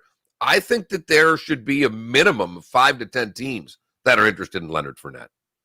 And yes, Pittsburgh should be one. How many catches last year? 76, was it, David? 76. He caught 5, and he only played 15 games, so he caught 5 passes a game last year. Rushed for over 1,100 yards, 4.3 a carry, and caught 5 balls a game. I mean, he's 25 years old. And one of his 3 years, he basically didn't play. And one of his 3 years in college, he basically didn't play either. I mean, he does not have a lot of wear and tear on that 25-year-old body, which he now has in shape. There have been times in his career in which he wasn't in the best of shape. Now is not one of those times. I'm sorry. I think it's a huge indictment of what's going on in Jacksonville. Just a huge indictment. All 6 of the Pro Bowlers on the team that played in the AFC Championship game in the 2017 season are no longer with the franchise. And the guy you drafted 4th overall, not Christian McCaffrey, not Mahomes, not Deshaun Watson. I mean, you stuck with Blake Bortles at quarterback and went with Fournette. And a year later, you're getting rid of Bortles. And 3 years down the road, you get rid of the 4th overall pick of the draft who's healthy. And I know there are people saying, hey, there's got to be a reason. Maybe he's a blankety blank. Well, he was a blankety blank year 2, but most everybody around there said he was not that guy year 3. I think this is strictly money. They said if they're saving it for next year's cap, what are they saving it for? I mean, that's the other part of this. What are they going to go outside 40 free agents? Look where they're going to be with the cap with the players they've gotten rid of. I understand the point that you're making, David, unless it's to get some signing bonuses and try to front load a lot of things of guys they have, but they don't have anybody to re-sign. I know. So where is this? I'm not arguing with your point because your point's correct. But this money they're saving for 2021, who are they going to spend it on? Now, I mean, if you're going to all of a sudden turn around, like the Giants went out yesterday and got the guy that most people feel was the best DB left on the board, and they paid him nearly $8 million a year. I mean, if you're a Jacksonville fan, you're like, I know this sounds crazy, but are we going to now go sign Clowney? You know, I mean, are we spending this money on somebody? Otherwise, as you pointed out, who are we spending this money on next year? I mean, we don't have to start paying the quarterback yet. And we really don't even know if he's the guy worth paying yet, but we don't have to start paying him next year, even if he is the guy. And who else do we have that we have to start paying? I mean, we got rid of Ngakoue. You got a receiver that you like that you might have to pay a little bit of money. Who else? I don't know. What an indictment. What an indictment. And as you pointed out, they were this close to being in a Super Bowl not that long ago. 6 minutes. 6 minutes. And quite frankly, if a call hadn't been blown dead, they had a turnover and they were taking it the other way for a double-digit score. If it wasn't for an inadvertent whistle, Jacksonville goes to the Super Bowl in 2017. And now they're, it's Ngakoue. All right. I have mispronounced. I'm very good with names. I have mispronounced his name from the get-go. And I quit worrying about names the moment I left being a hockey broadcaster. But so my apologies there. But once I got through Alexander Tinchukov, I thought I was good for the rest of my life. So if I screw up in Ngakoue, you know what? I don't care. Me and Stu Gotts have that going for us. Miller and Moulton. So our poll question, all 4 teams were given over-unders of 9.5. Which one do you think will win the most games amongst the Patriots, the Bucks, the Steelers, and the Eagles? Only the Patriots and Eagles were the playoff teams from a year ago. We all know of New England's losses. Eagles won 9 games last year. Bucks won 7. Steelers won 8. Over-under for all of them this year, 9.5. So I think the Bucks will go over 9.5, Mark, but I don't think they will be the one with the most wins. Interesting. I know how high you are in the Philadelphia Eagles pretty much always. Yes. I'll take the Steelers in this bet. I think the Steelers are going to surprise. I'd be Steelers or Tampa. And I'll be either Steelers or Eagles. I think Tampa gets to 10, though. I do. Be very disappointed if they're not a playoff team. And so will they. You. Miller and Moulton. Andy Poland to reflect on the life and the legacy and hear some stories about the late John Thompson coming up. Today was the day when, in about 20 or so minutes, Pat Kirwan will join us 1 hour from now. Miller and Moulton, Southwest Florida's Fox Sports Radio. This is The Herd with Colin Cowherd. So Zion does not have a coach now. And David Griffin says this is the best job in the NBA. It is not, and here's why. It's actually an incredibly dangerous job. Because the expectations are here and the resources are way below. Let's look at the roster. Man, they are a hype show. I'll tell you a great job in the NBA right now. It's Denver. Colin Cowherd. Weekdays at noon on Southwest Florida's Fox Sports Radio and FoxSportsFM.com. It's that time again to hear from our good friend, Dave Meister, owner of the Floor Meisters in Naples. And we love talking to Dave. we know that when he calls, something special is going on at Floormeisters. Dave, sounds like you have a lot of that very popular Core-Tech that everyone is looking for and wants in their home. Yes, we do, and we've got about 6 or 7 truckloads coming to beat the tariff increase, and we're going to guarantee a freeze of the prices on all our in-stock Core-Tech. We're not going to go up 50 cents a square foot, and we're going to save it for our customers. So when it comes to Core-Tech, it's amazing the selection that you'll find at Floormeisters. They now have 100 colors for you to choose from, all ready to be installed. Yes, and we stock 100 colors of Core-Tech. If you haven't been to the Floormeisters, you really owe it to yourself to visit the store. 6281 Naples Boulevard, right next to Costco, or go online, floormeisters.com. That's floormeisters.com. You should be driving a Kia from Galliana Kia. Why? Why pay more for a used car or truck? Pre-Labor Day clearance event going on now at Galliana Kia in Fort Myers. 2020 Kia Forte LXS lease, just $49 per month. That's right, a new car for just $49 per month. 2020 Kia Rio, just $13,990. Yes, $13,990. Worried about your credit? Don't sweat it. Galliana Kia has lenders to get almost anyone approved. Plus, we'll take any trade, in any condition, even if you're upside down. Why? Why buy an overpriced used car when you can buy a new car for less? Brand new Kias, just $49 per month. You should be driving a Kia from Galliana Kia. Pre-Labor Day clearance event going on now at Galliana Kia, 1/2 mile south of Daniels Parkway on US 41 in Fort Myers. Open every day, including Sunday. Call 239-481-2600. GallianaCars.com. 24 month lease, 12,000 miles per year, $39.99 to sign plus tax, tag, title, dealer, and acquisition. Zero security deposit with lender approval, expires Monday. I'm a busy person. Catch the show anytime. Check out MillerandMoulton.com and subscribe to the daily podcasts. It's Fred Kobe with your Kobe Cooling tip of the day.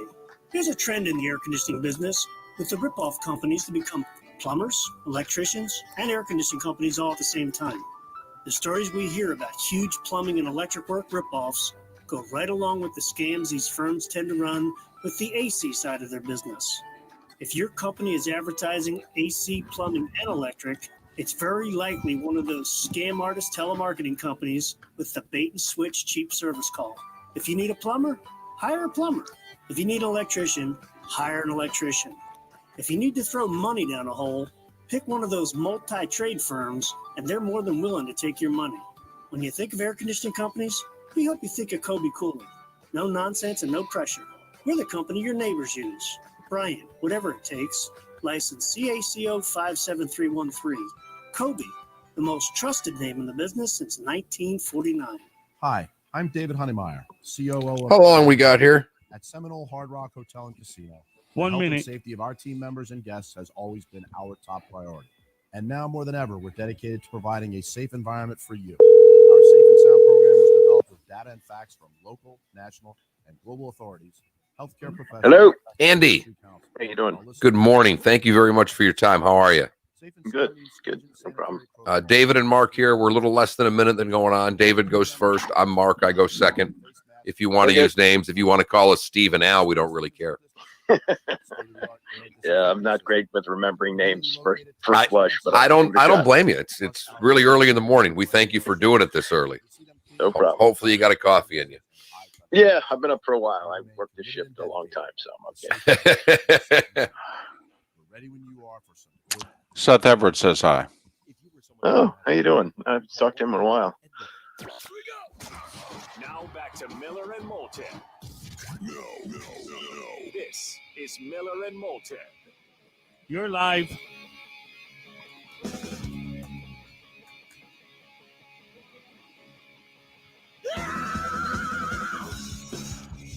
29 minutes past the hour, top of the morning to you. How the heck are you? We are Miller and Moulton. Thanks for beginning your day with us on Southwest Florida's Fox Sports Radio, streaming millerandmoulton.com and broadcasting live on the Miller and Moulton YouTube and Twitch.tv channels. Today was the day when, coming up in a little more than 20 minutes' time. It is a pleasure to welcome Andy Poland, 630 ESPN DC. You can follow Andy on Twitter at Andy Poland and the number 1, Andy Poland 1. Andy, first off, thanks for your time. Hope you and your family are safe and well during these times. And also our condolences, because we know that John Thompson was a big part of your life and career here on his passing. How are you this morning? I'm good, and thank you for that. Yeah, I had something to do with him starting his radio run at the station that I used to work at, and I'd give you the background on that if you'd like. Absolutely. Okay. Well, I observed John Thompson as a coach for many years. And in fact, there were times I really didn't like him. I thought he was rough on the media. I thought he was overly protective of his players. I was young and I was foolish and didn't really have a great understanding of this. But in 1993, after this great long run of making the NCAA tournament, which included the 3 Final Four appearances with Patrick Ewing and the national championship in '84, they didn't qualify for the NCAAs and played in the NIT. And they played a game at McDonough Gym, which is on their campus. It seats only about 4,000 or 5,000 people because the Capitol Center, where they normally play their home games, was tied up. It was also shared by the Bullets and the Capitals. So they were playing UTEP, University of Texas El Paso, still coached by Don Haskins. He himself very important in social change in this country. He was the first coach to start 5 African-American players and famously beat Kentucky in the 1966 championship. Anyway, after the game, Thompson's team won, and he's holding his news conference in his office. And he said, you know, when I took this job in 1972, the athletic director said, it'd be nice if once in a while you made the NIT. He said, well, I was happy to fulfill that promise by making the NIT. And I thought to myself, this guy, if he ever decides he wants to do it, would make a great talk show host because, A, he's opinionated, he's bombastic, and clearly there he has a sense of humor. Fast forward 1999, he holds a news conference to say he's resigning, not retiring. And I thought, might be the time to approach him just to see if he's interested. And one thing leads to another, and I passed it on to my bosses, and he came in with his agent, David Falk, and a deal was made, and he had a 13-year run as a host of talk show host on what was then Sports Talk 980. And Andy, what sounds amazing about that to me, having been at this, and obviously like all of us, even our listeners, probably been listening to Sports Talk forever. Early on, it was a lot of, still to this day, it's sometimes talking louder wins. And the one thing about John Thompson, and we were reflecting on in our last segment, is that he never had to talk loud to create such a presence. And that doesn't always work for radio, but it did. Yeah, he could be loud, though, at times. And if you made him mad, which fortunately wasn't very often, at least I saw, he could go from 0 to 60 like a Ferrari. And he would save that for when he needed it. But his presence, 6'10", with a booming voice, kind of made him intimidating from the beginning. I don't know how well that translated to radio, but most people who listened to him had been aware of what he had done as a coach. Andy, you emphasized that he resigned. Was there a job that he wanted? Because he, over 25 years at Georgetown, he had done all he could do there. But was there a job that he wanted, whether it was either in college or did he want to coach in the NBA? Yeah, he did. He did want to coach in the NBA. And as a matter of fact, he told me that he actually came very close to doing that in 1990. He was approached by the then owner of the Denver Nuggets, who was African-American. His name escapes me. And Thompson was ready to make the deal. And he was ready to take Mary Fenlon with him, which is also part of his story. This is a former nun who he had met when he was coaching high school basketball. And she stayed with him the entire way and handled the academics for his players. And I think he had like a 97% graduation rate for them. And she oversaw that, but she acted as a assistant coach, even though she really wasn't involved in the basketball part of it. And he was going to take her with her, and they were going to go to the Denver Nuggets, and he was going to start that next phase of his career. And he said, as they moved further along in the process, there was a point where he realized that the owner had lied to him. And he said, if that's going to happen now before I take the job, this is not something I want to do. And he wound up staying at Georgetown another 9 years. But I do know that when he started with us at the radio station very early 1999, he was exploring some opportunities. He was very close with Elgin Baylor, who at that time was still the general manager of the Clippers. And there was some discussion there. But Thompson ultimately said, if somebody wants me to coach, the Lakers or the Bulls or something like that, maybe I'm interested. But the Clippers, no. And ultimately, he wound up staying in radio and television for the rest of his career.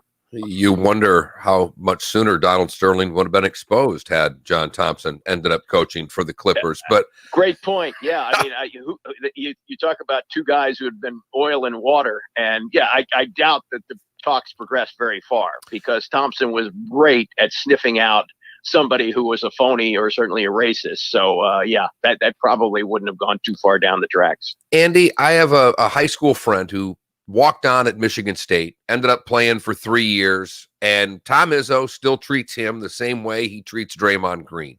And I bring that up because the one thing that I heard yesterday, and I know is true of John Thompson, that it doesn't matter if it was Allen Iverson or someone who was at the end of his bench.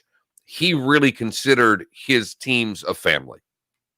Yeah, he did. And I think that the way the players spoke about him reverentially had a lot to do with, what he was able to do. And he's a guy who understood that the African-American athlete was different and that he would have to treat them in a different kind of way. And, one of the things he said about Allen Iverson, who was actually not somebody he recruited. Thompson was nervous about taking him into his program because Iverson had been in jail and he'd heard a lot of different things about him. But Iverson was able to do on the court what few Georgetown players were able to do, and that was have free reign.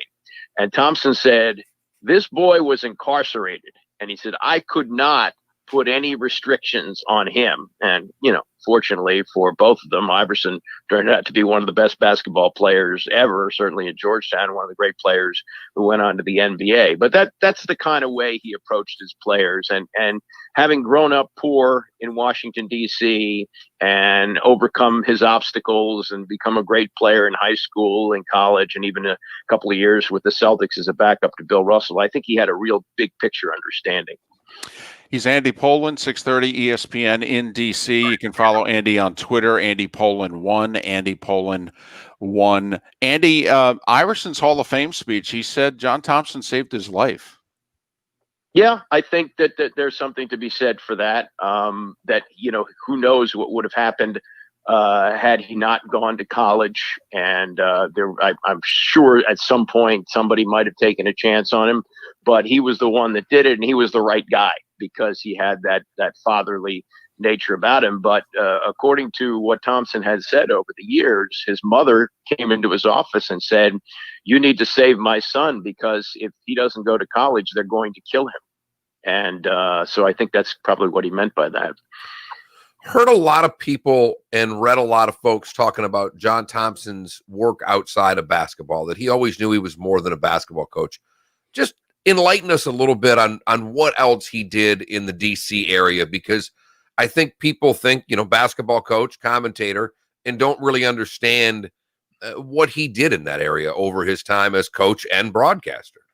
Yeah, I don't really know that much about whatever charities he was involved in, but he was always willing to speak. I mean, this is a guy who guarded his basketball program very carefully.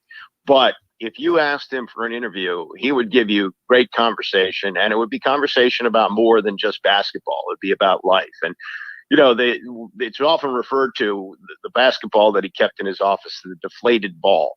And he would say the only difference between a basketball that's in use and this one is 8 pounds of air. And he said, what are you going to do when the air goes out of your ball? In other words, what are you going to do with the rest of your life? And I think that's the kind of message that he was able to spread around in the various places he went, the interviews that he did. He was for a guy who was so intimidating, he was incredibly successful. Andy, what are people in your backyard remembering most about John Thompson? Because, he was a high school coach in your area before, over 25 years at Georgetown. So his impact in your neck of the woods, what is it that is most being talked about? Well, I think that his loyalty to Washington, D.C., he did have a place that he would like to go to in Vegas, but he made this his home. He stayed here. He didn't have to do that. And I think that he understood that he had a responsibility to the people that he had grown up with and the people from the D.C. area. And I think that is his legacy, is how much he loved the city and how much he was a big part of it. And, I've looked at him as being on the Mount Rushmore of basketball coaches in this area, along with Morgan Wooten, who's probably the greatest high school coach who ever lived, and Gary Williams won a national championship at Maryland, and Lefty Driesell, who built that program. But I was reading Pat Forty in Sports Illustrated, and he said he belongs on the Mount Rushmore of college basketball coaches, period, because of his impact and because of the roads that he paved for others to come along. And I remember, like, when he was doing interviews on the station years ago, and coaches, especially black coaches who would come on, like Tony Dungy, they were so reverential to him because they understood their opportunities came because John Thompson succeeded. And, Thompson knew that if he failed, it was going to be bad for anybody else that followed. And I'm sure you've heard this anecdote. If you haven't, I think it really illustrates who he was. Dave Gavitt was his assistant coach, I believe, at Providence, maybe the head coach, I'm not sure. But John Thompson was playing there when John F. Kennedy was assassinated. And Gavitt remembers seeing Thompson sitting on a step with a transistor radio to his ear, listening to the coverage of the Kennedy assassination and saying, please, I hope that this wasn't a black man who did this, because it's going to make it so much tougher for us if that's the case. And as we know, it was someone white. But I think that was something that he carried through his life, that he knew he had a great responsibility to succeed because of others who would follow in his footsteps. Well, and if you paid attention to Twitter or you watched any TV or listened to any radio yesterday, yes, the current day black coaches, and it didn't matter the sport, the way they speak of John Thompson, to them, he was royalty. Andy, once again, our condolences. All the best to you and your family during these times, and thanks so much for your time. No problem. Always good to talk to you guys. Andy Poland, 630 ESPN DC. Follow Andy on Twitter at AndyPoland1. Andy Poland 1. John Thompson passed away late Sunday night at the age of 78.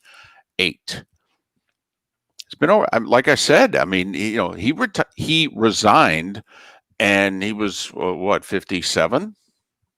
Nowadays. First off, 78 doesn't seem old nowadays, number one. And number two is, goodness, guys are coaching until they're tapped on the shoulder and told they can't coach anymore. No doubt. But Lute Olson and John Thompson in the span of about 4 or 5 days there. Yeah. And, also, Lou Henson, who passed away a few weeks ago. Mark, when I went on my long walk yesterday, I thought about really how magical college basketball was in the 80s, and really how magical it was for the four-letter network. And, what was Big Monday? It made the four-letter network, David. Yes. It doesn't even make sense if you were to tell someone now that ESPN became popular because of college basketball. Nothing else. That was their sport.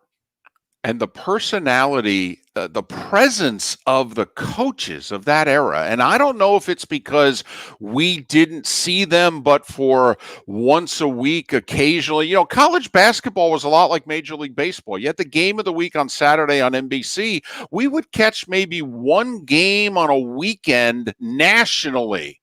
I never saw UCLA growing up until the NCAA tournament. David, when Sparty had their 2-year run with Magic, they lose in the region final to Kentucky in 78, win the thing in 79. My dad had a friend by the name of Mike Ellis. And even then, I somehow knew how to get television stations on. But we would generally watch Michigan State games with the Ellises. And we would have to try to get the channel, I think it was channel 6, out of Lansing, which was about 80 miles away. And with the right antenna, you could get it. Sometimes Michigan State games would be on Michigan State's PBS channel, channel 23. Okay? Right. So, David, not just basketball. We didn't see sports before ESPN. Don't try to say it was like baseball. David, it was like everything. Particularly, see, you're someone who got to watch sports. You're by New York City. I lived in Saginaw, Michigan, in the sticks, mind you. We didn't have cable. So up until all of a sudden this great thing, ESPN, shows up. And what did they have their hands on? College basketball and the Big East. And you're talking about Carnesecca. And you're talking about Raleigh Massimino, and you're talking about the Georgetown Hoyas and Syracuse, and you're right. Then into Big Monday, which we talked about, Bobby Knight and all the characters, and Gene Keaton and Judd Heathcote, and Lou Henson, and right, and was and Lute did in college basketball was enormous for that, enormous. And Lute, who was at Iowa at the beginning of it, and then obviously went to Arizona. But boy, these coaches were such big figures in the sport at the time. They helped make the four-letter network and vice versa. No doubt about it. Miller and Moulton. Today was the day when. Next on Fox Sports Radio, streaming at millerandmoulton.com, and you are looking live at twitch.tv. Drive home with the Doug Gottlieb Show. You go and work out for the Ravens, and they're like, that was a really good workout. It was a heck of a workout. Wait, are you going to offer a contract? No, it was a really good workout. I'm glad we also pointed it out yesterday because it was brought up locally that, Thompson being on the Westwood One call. There, but I think Dez at least a better fit than him. Yeah. And he was so warm to Sherwood Brown when Sherwood was handshaking his way down the row. And you knew inside it had to be killing him because they're taking out his son. Dan Martineau here, owner of DR Martineau Roofing of Southwest Florida. We're still finding a lot of... I don't know if you saw Comer on Twitter yesterday. He said he had a chance to talk to John Thompson after they beat San Diego State to go to the Sweet 16. 321441. License number CCC. And that Comer said he was very complimentary and it meant a lot to him. So, by the way, just a quick one. We got a text at 7:26 from somebody. The more wins questions, we were going to break. He goes, more wins, Buckeyes or Bengals? Oh, no. I really messed with them. I pulled a Kevin Durant. I answered Bearcats. That's really, that is. That's a Buckeye fan. I mean, I've been texting with this. This is a Buckeye fan. That hit that him. Hurts. Yes. Yep. That was a punch. That was a gut punch right there. Right. Bengals, Buckeyes, Bearcats. Here's the funny thing. Central Arkansas is the Bears. Okay. We could have even thrown them in. Frank, you've got your own camera now, Frank. Get out of the bed and come up here. We've got Frank Cam. I can add another camera. I have there's a lot that's going on around here. If Frank ever came up again, I would have a camera for Frank. I would go to this shot of the two of us if you were here, David, and just have a camera on Frank.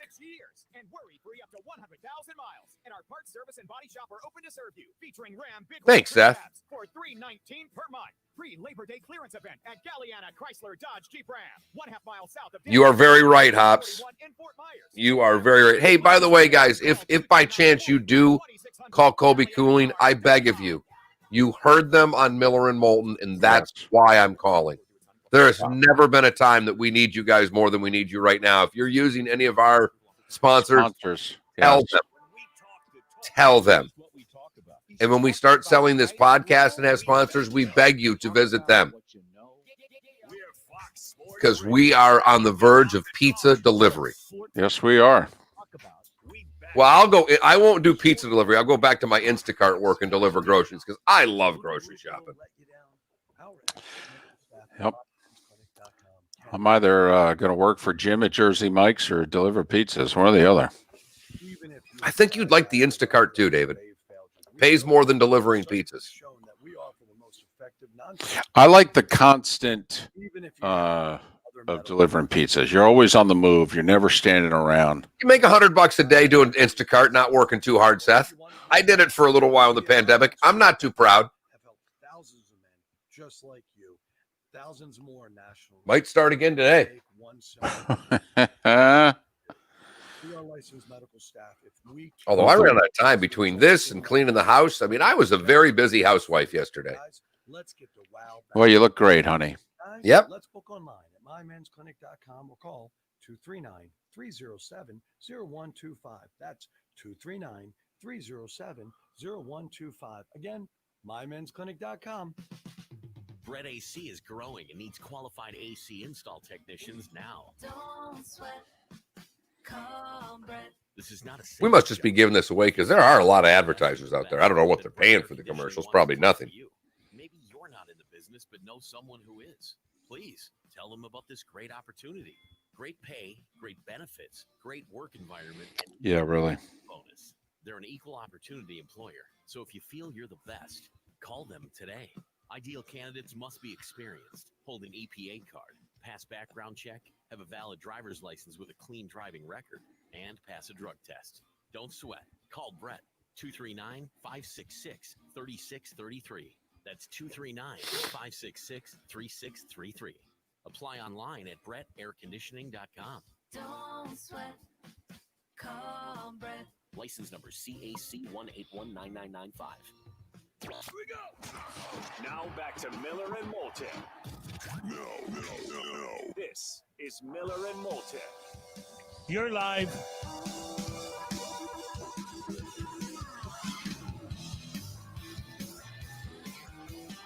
Nine minutes before the hour, top of the morning to you. Miller and Moulton, Southwest Florida's Fox Sports Radio, broadcasting on 3 FMs, 2 AMs, and an HD2 channel. Streaming at millerandmoulton.com. Broadcasting live on the Miller and Moulton YouTube and Twitch.tv channels. Heck, we're even simulcast on the Landry Football Network, a 24/7 channel exclusive to Twitch.tv. We've got a daily poll question. Hell, we're so excited about the Landry Football Network that we're working an extra hour starting next week. We encourage you to sign up and follow us on Twitter, because beginning next week, we will have a Twitch-only hour. That will be, well, the 9 to 10 hour. We've got 1 day planned. Tuesday. I've got ideas for every other, but David and I have not discussed any of those ideas. No.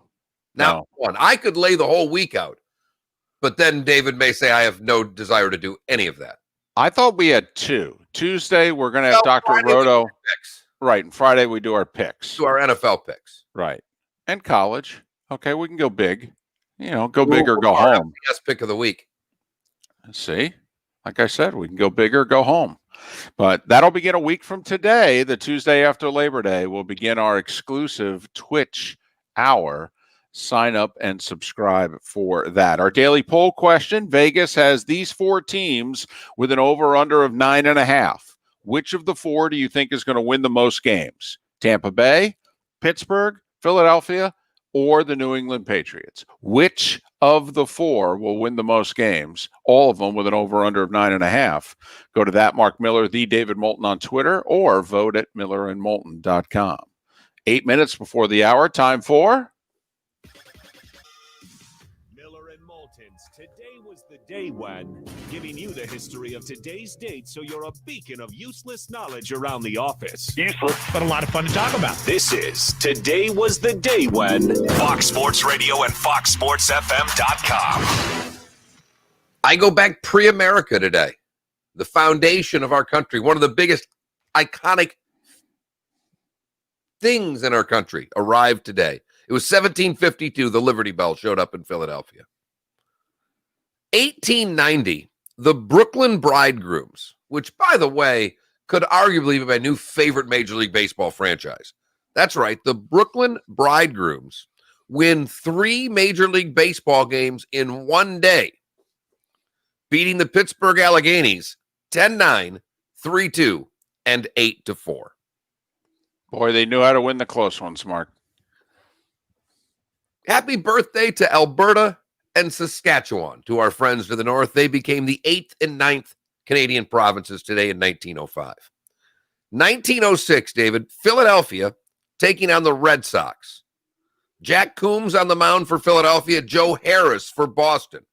Final score 4-1 and 24. Both starters go the distance.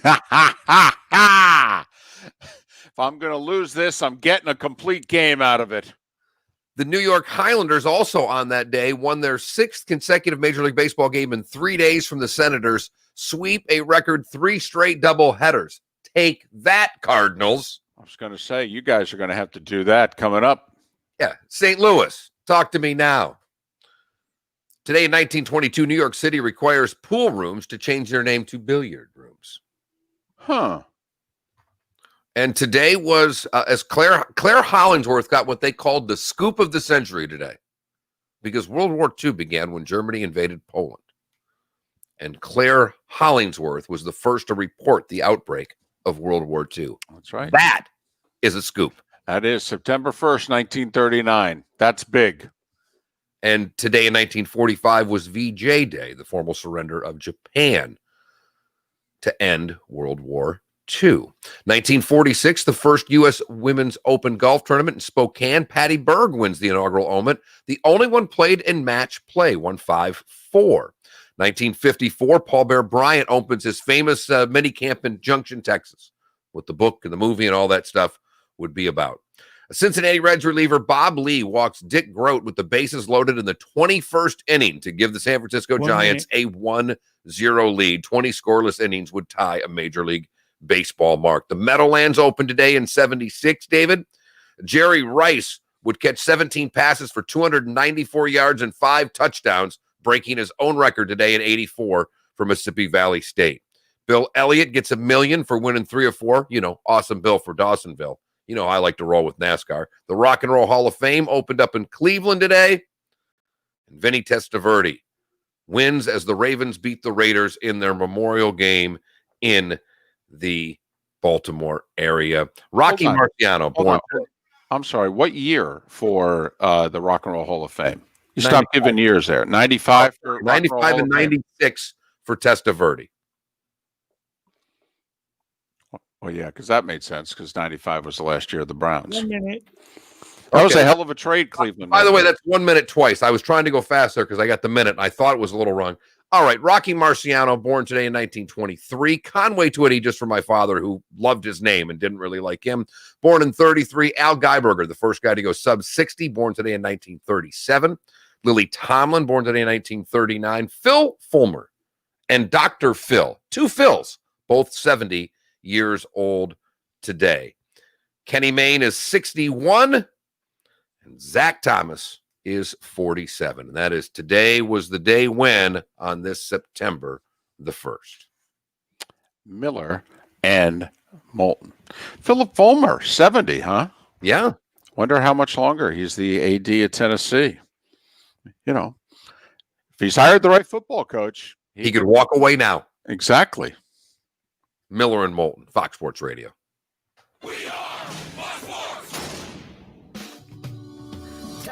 I thought my clock was off. No, it was my fault. That's all right, Gerald. No. You did that, and I just started going fast. I should have better sense to look around. Design their vision to meet their individual lifestyle needs after surgery. Dr. Jonathan France and his team. Yeah, $1 million for winning that. That's huge. That was a big deal. That's when he went from Austin. You had to win, but you had to win all those races. It wasn't right.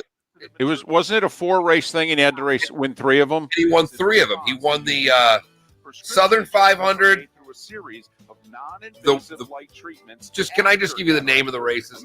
The Daytona 500, the Winston 500, and the Southern 500. There you go. The Winston 500. That's right. You know why? Because it was the Winston Cup, and they handed out free smokes at the races. You'd walk in, they'd hand you, heck, some places they handed you a carton of cigarettes. Amazing comebacks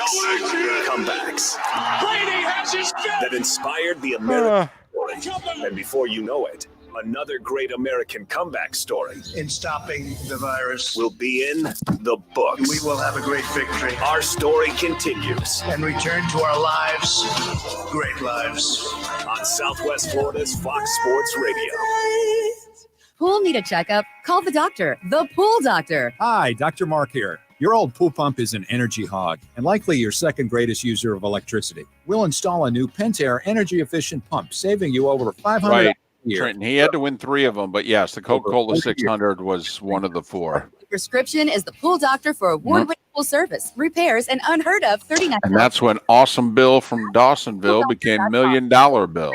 574-1133. State certified CPC 057088. WFSX AM from Naples to Cape Coral and all of Southwest Florida. 105.9 Fox Sports Radio. We are Fox Sports. Here's what's trending now. Brought to you by the Center for Men's Health. C4MH.com. Yeah, Heckle Hyde, if you go by salaries, if you think about it, like in the mid 80s there, the highest paid baseball player was a little over 2 million. It's like at that time. And so now you look at what they're getting paid. So yeah, 10 million. Oh yeah. It'd be at least 10 million today.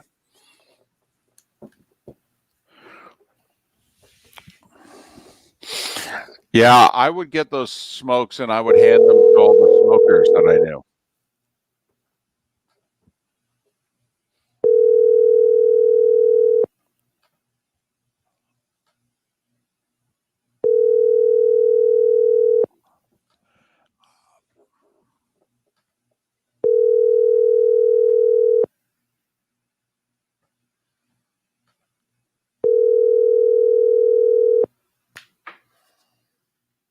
There's only one way to wake up in the morning. How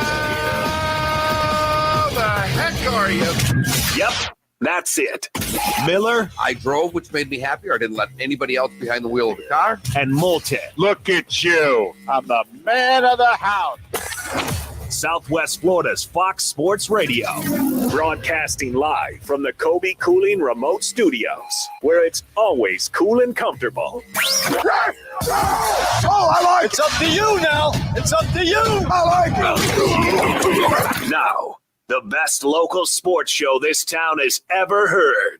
Here's Miller and Moulton. You're live.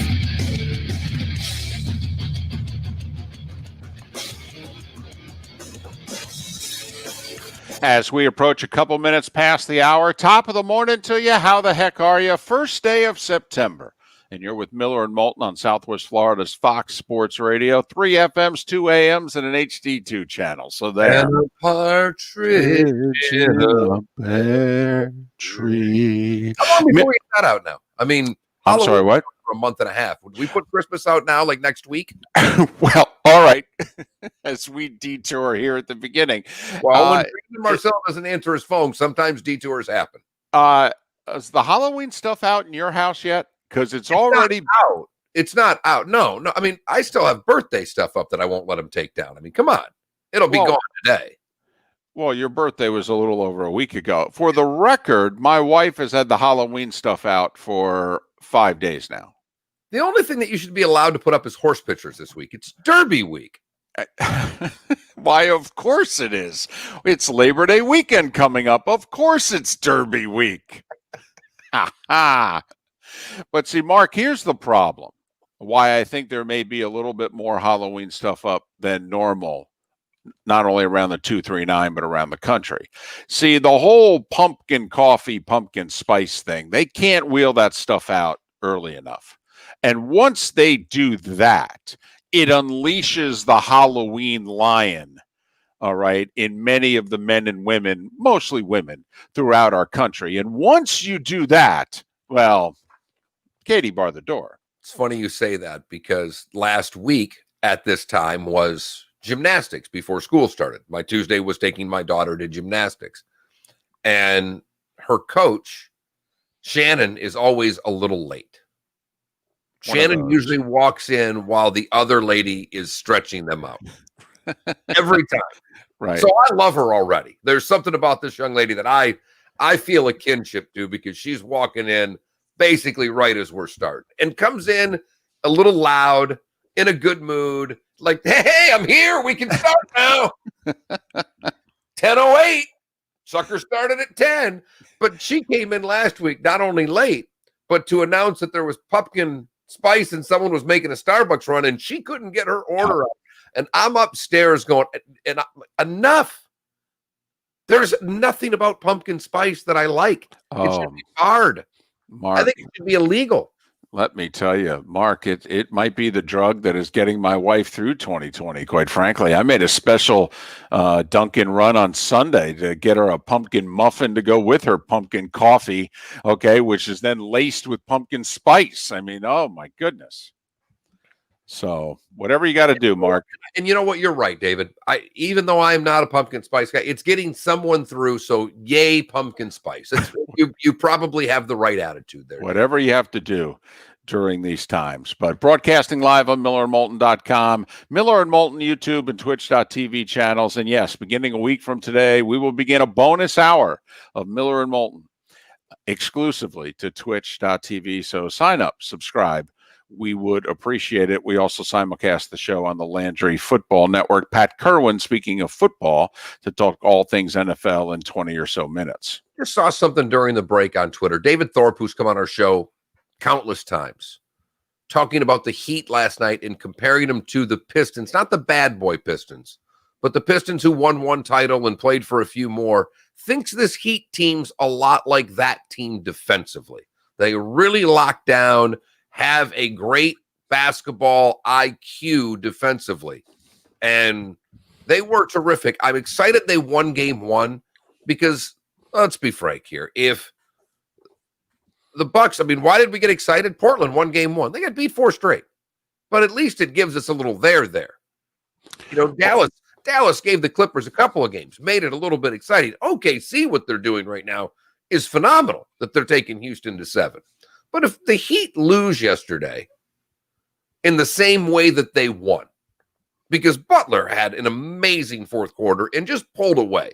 If Giannis is the one pulling away and they win by 10, 12 points, we probably just think same old, same old. But when the underdog can win game one, it gives us a little bit of hope for the underdog. Well, also, this is an interesting matchup. You know, Miami has some size. Miami feels that they're one of the few teams that can put bodies on the Greek Freak and maybe keep him away from the rim better than most. Also, Miami's really well coached. I mean, Spo is regarded in NBA circles as a top 5 coach. Now, Budenholzer of Milwaukee is also regarded highly, but Spo is up there amongst all the NBA coaches. They think he's elite. And they have a great player. Jimmy Butler's a great player. There was a fascinating tweet. I think it was our buddy Rashad Butler. I know I was going to get his if you didn't. Put out last night, in which he said, and it was very succinctly put, that, you know, Butler brought his toughness to Minnesota. Yep. And the young players wanted no part of it. Got rid of him. So then he gets sent to Philadelphia. But what happened to Minnesota after he left? Oh, they fell apart. Fell apart. Right. They rejected both Butler's toughness and, quite frankly, Tom Thibodeau's toughness. Thibodeau knew he needed a Jimmy Butler. He gave up a lot, brought him in, all right, and the young players, after Butler helped take them to the playoffs, by the way, the only time they've been to the playoffs in the last 16 years was with Thibodeau and Butler. But basically the culture there rejected Butler and rejected Thibodeau, and Butler said, get me out of here, these guys. Butler basically said to Tibbs, these guys are losers. I'm sorry. We're never going to win here with these guys. And look, it sounds like Jimmy Butler, by all accounts, is a really tough teammate to have. He's hard on guys. Oh, yeah, he's a gym rat, though. I mean, he lives and breathes basketball. So you got to be all in because he is. The story when he came to Miami is Riley brings him in, and the first thing Riley does is get on a scale and says, 209, where are you at? And Jimmy was, in perfect shape. And it's kind of where he and Riley's relationship started. And if you notice, there's a great video floating around on Twitter today, and you'll see it other places. But after Butler makes one of the plays and there's a timeout, he notices Riley's up in the rafters watching, and he just kind of gives him a point, as if to say, I got you, coach. I'm right here for you. But yeah, he went to Philly. They couldn't handle his toughness. They did come a second away from going to the NBA Finals. Well, second round against Toronto, but the team who ended up winning the whole thing, they lost on the last second shot that bounced around by Kawhi. Right. Butler. And then Philadelphia, basically, Brett Brown did not want Jimmy Butler. Brett Brown was like, I just don't think he fits. And so Philadelphia didn't make a strong effort to keep him. Meanwhile, Mark, if the Heat thought, if they had any doubts as to whether or not they made the right move with Jimmy Butler, as our buddy Tim Reynolds of the Associated Press has already pointed out, that Miami's first workout after they brought in Butler was scheduled at 10 a.m. Jimmy Butler was in the arena at 3 o'clock in the morning. 3 a.m. Jimmy Butler had already put in 5+ hours of working out. All right, when everybody started showing up. And he's like, I'm here. I'm ready. Let's go.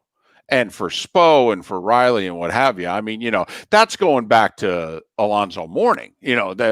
Riley's first big move when he left New York and came to Miami, he's like, yeah, we got to change what's going on here. I mean, they got good players, but not the kind that I want. We need to be tough. And Rashad pointed out on Twitter, Minnesota rejected Butler's toughness. Philadelphia rejected Butler's toughness. And yet Miami seems to relish it.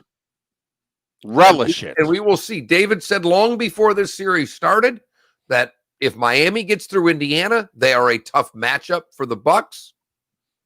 Rashad Phillips said the same thing last night in that tweet, said, look out for this team. And David Thorpe saying, this Heat team defensively reminds me of those Pistons teams that won a title and played for a few more. So let's just keep our eye on the Miami Heat. Let's go from basketball to football and stay in the state of Florida, David, because this is a signing that I think is going to excite you immensely. Looks as if the Tampa Bay Buccaneers have agreed to a deal with Ryan Succop. Yes, a kicker. And I think David Moulton's doing cartwheels over it because the Tampa Bay Buccaneers, from a kicking standpoint, have been a grease fire for damn near a decade. And I was sitting here reading during one of the breaks, Pat Donovan, who comes on the show, talking about why shouldn't the Bucs send a 4th rounder to Jacksonville for their most accurate kicker as they're doing a whole teardown. And he's like, someone had sent that to him. He goes, not the worst idea I've ever heard. I support it. And literally within seconds after that, the Bucs go out and sign Ryan Succop. They were aware of a glaring need they have. Their kicker has been struggling throughout training camp, and they went and got themselves a veteran. In this of all years, David, I know you love this. Well, Arians late last week basically said, I'm done with this guy. And they brought in 2 or 3 kickers for tryouts and what have you. And Succop's the one that they choose. But all right, let's look at Tampa Bay objectively. What are the 2 positions that have hurt the Bucs the most in the last few years, that has seemingly cost them games? Turnovers from the quarterback position and kickers' inability to make routine kicks. Yes. Routine kicks. We're not asking for 54-yarders at the gun. We're asking for a 35-yarder in the third quarter. Right. And all the extra points that the Bucs have missed these last couple of years. The routine kicks. And that's what Arians said late last week, in which he said, I just want a kicker to make the routine kicks. And it was right around that time that Buffalo, got rid of Hauschka. And I'm thinking to myself, well, Hauschka can make the routine kicks. Yeah, 47 and in, he's money. He doesn't have a strong leg. He's not good 50+, and he may not be great on kickoffs. And so you look at what Tampa Bay has done here. If Succop can make the routine kick, and obviously Tom Brady's now the quarterback. All right. And even if you think Brady's, I don't know, might be a little long in the tooth, this, that, and the other thing. What is the one thing we think Brady is going to do? He's going to take care of the ball. Now, I think he's going to be terrific this year. I think this is going to be Favre's first year with Minnesota, in my opinion. Joe's first year in Kansas City in '93 when they went to the AFC Championship game. Joe still had a lot left in the tank. Brett had a lot left in the tank. It was Joe's second year he began to slow down a little bit. Brett got hurt his second year. It was over. I worry about Brady in 2021 when he's 44. I think he's going to have a big year this year. I really do. Mark, I'll say this. I think Brady has more left in the tank than Drew Brees does. I actually think the Saints need to do the Elway transition. It's funny. Pat said that last week on the show when you questioned the deep ball. And I had just got done reading Peter King's article about Brady where they addressed that 16 different ways. So I wasn't going to ask the question, but you asked it, and it's a question that's been asked a lot. And Pat's answer was, don't worry about Brady in the deep ball. Worry about Breeze in the deep ball. Breeze has got to get after it and really unload to throw that. Brady does not. And also, if you think of the last 2 years and how the Saints have gone, and really the last 3 years, even though they had the game won in Minnesota before the Minneapolis Miracle, Breeze did not play all that well that day. Remember, they're getting shut out late third quarter in that game. Breeze is not playing well. In the NFC title game against the Rams, Goff was the better quarterback that day. I know that's sacrilegious to say. It's true. I was there. Goff was better. And last year, all right, Breeze was not good against the Vikings. Now, you can credit the Rams and the Vikings twice as much as you want. And the Vikings up front did do a number on the Saints last year. Zimmer outcoached them. He moved his ends in over the guards, and they couldn't block him. All right. But Drew has not finished the season well here the last 3 years. He has not played well in January. And I think they need to begin to transition the way Denver did the last 3 years of Elway's career.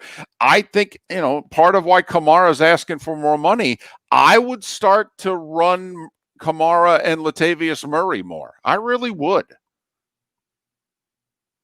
You see them then going to maybe the way the Pats were the last couple of years, being really a run-first team in your estimation.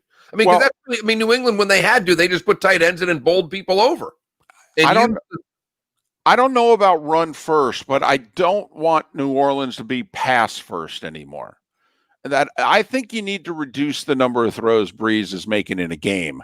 Okay, because the other thing that you're seeing, Mark, is outside of Michael Thomas there, everybody else the defenses can cover. And because of it, defenses are very close to the line of scrimmage because they're not respecting Breeze's deep ball. Now, they still won 13 games last year. Right. Okay. I mean, and from a roster standpoint, it's as good as anybody's in the NFC. I just think they need to take a little bit of the onus off number 9, and I wouldn't be afraid to give it to the 25-year-old tailback. That's all I'm saying. That your Kamara is TD. You need to get that 25-year-old tailback in camp. Yes, you do. Happy. And I'll say it again. You wonder if Kamara, who would you take, Latavius Murray or Leonard Fournette? Fournette. Because the backup, right? Both. Because Fournette can run up the middle between the tackles. And can we say it again? He caught 76 balls last year. Right.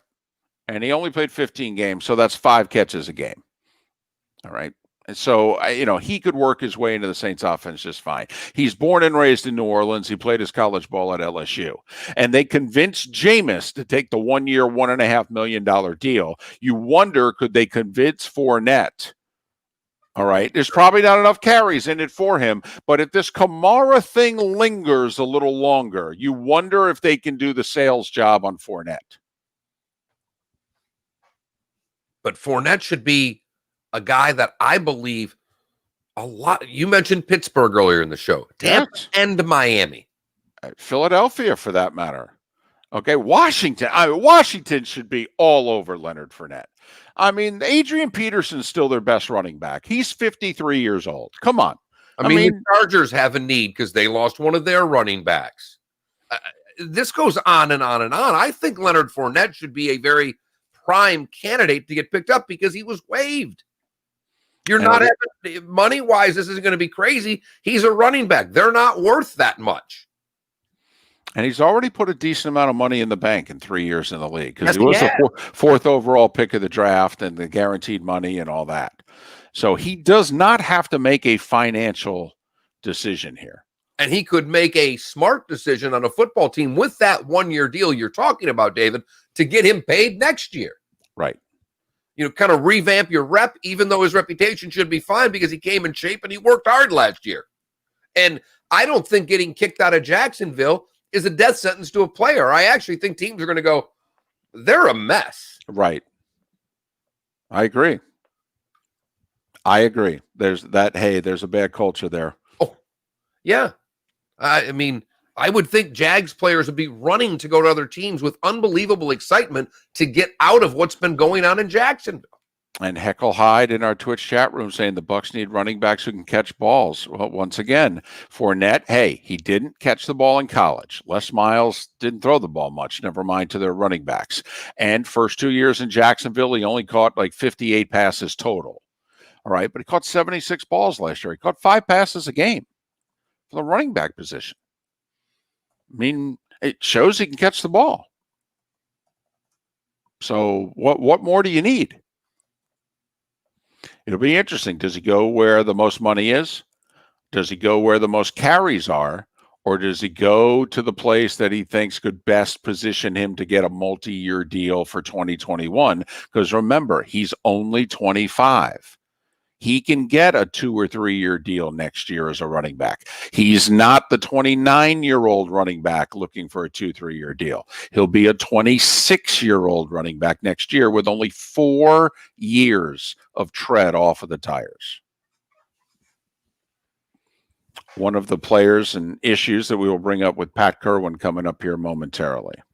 Our poll question today has to do with a little Vegas. Vegas had 4 teams set at 9.5 at their win total.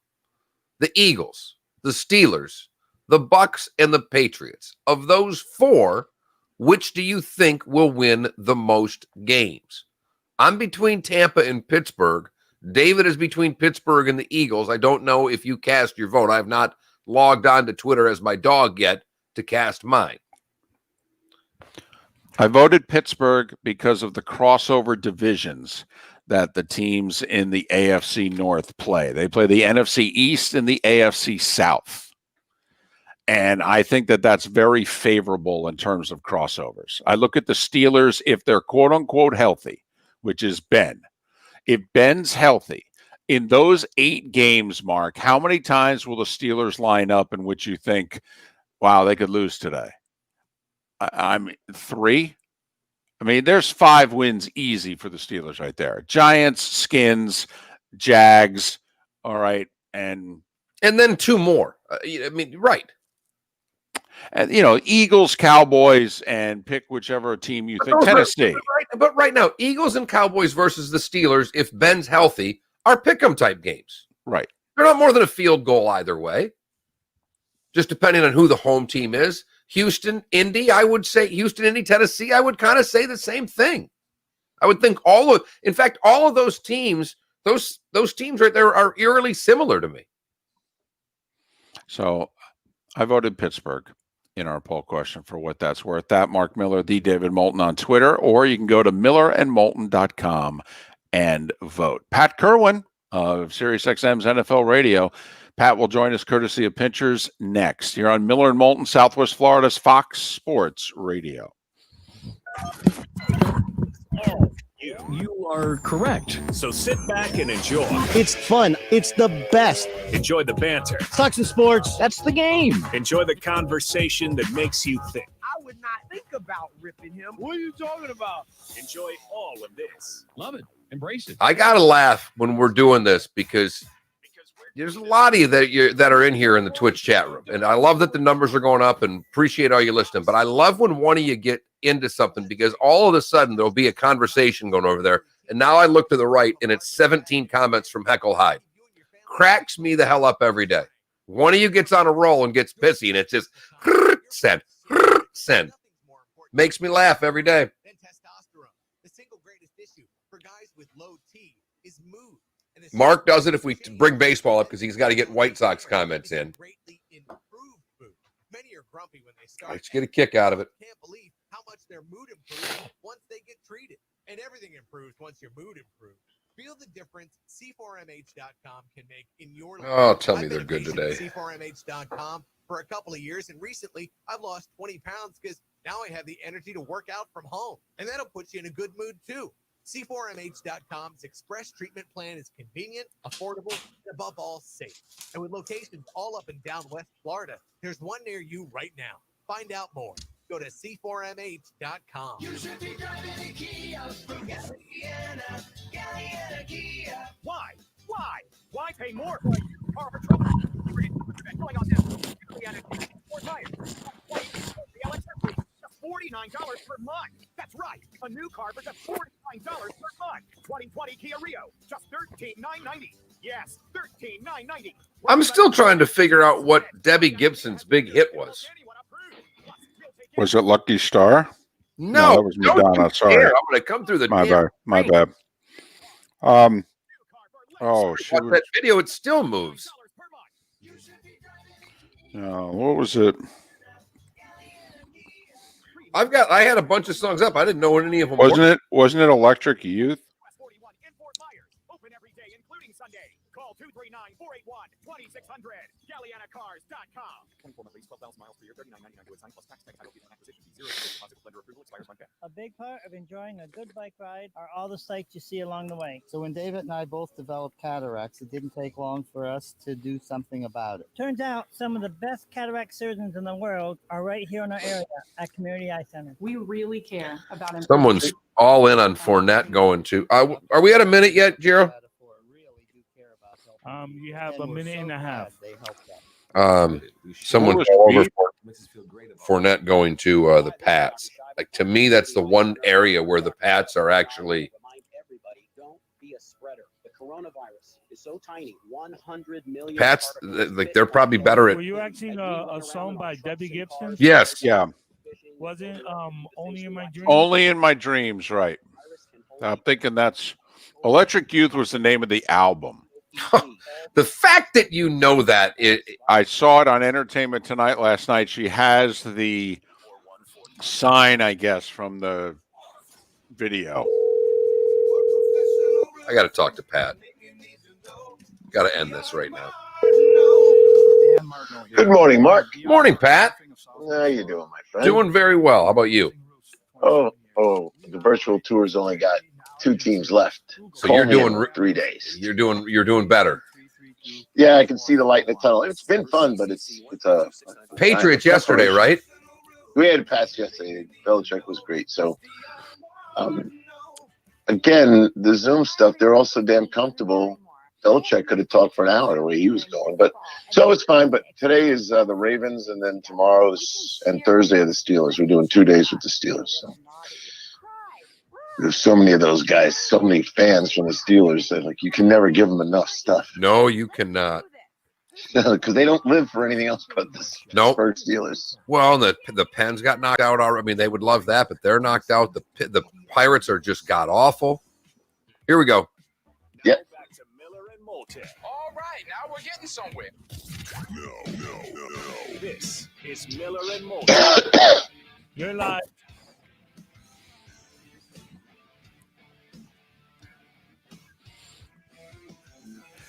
"28 minutes past the hour. Thanks for being with us. Miller and Moulton, Southwest Florida's Fox Sports Radio, the good, the bad, and the ugly, a little more than 20 minutes away. He joins us. It's going to start twice a week here pretty soon. Pat Kirwan of SiriusXM's NFL Radio, moving the chains weekday afternoons with his co-host Jim Miller. And he's also part of CBS's NFL Today show. The NFL season kicking off in 9 days. Pat joining us courtesy of Pinchers from Tampa to Key West with many points in between, including 8 locations in Southwest Florida. Pinchers, because you can't fake fresh. Pat, how are you?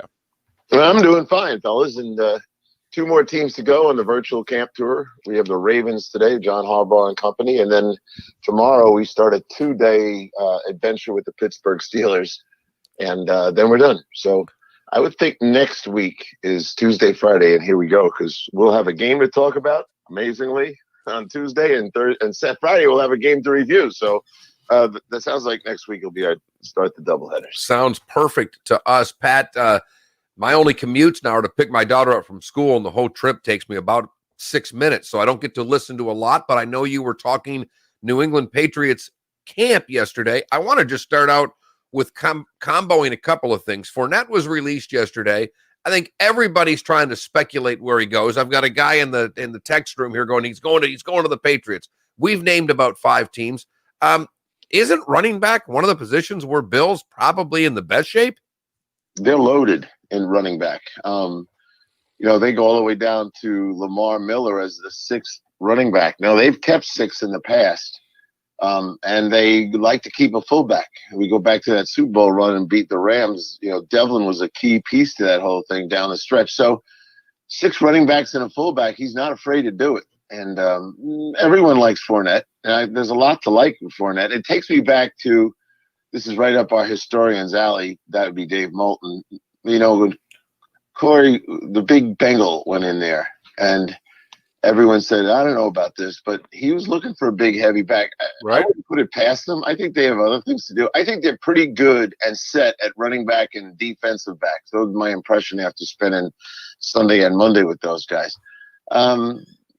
Would anything surprise me with Bill doing something like that? No, but I don't think he'll do it. I think at the end of the day, there'll be enough interest that the guy might generate some more money. Here's what I think. I don't think he's going to pull off what I'd call the Cam Newton deal to get that kid. There'd be too many other guys fighting for him.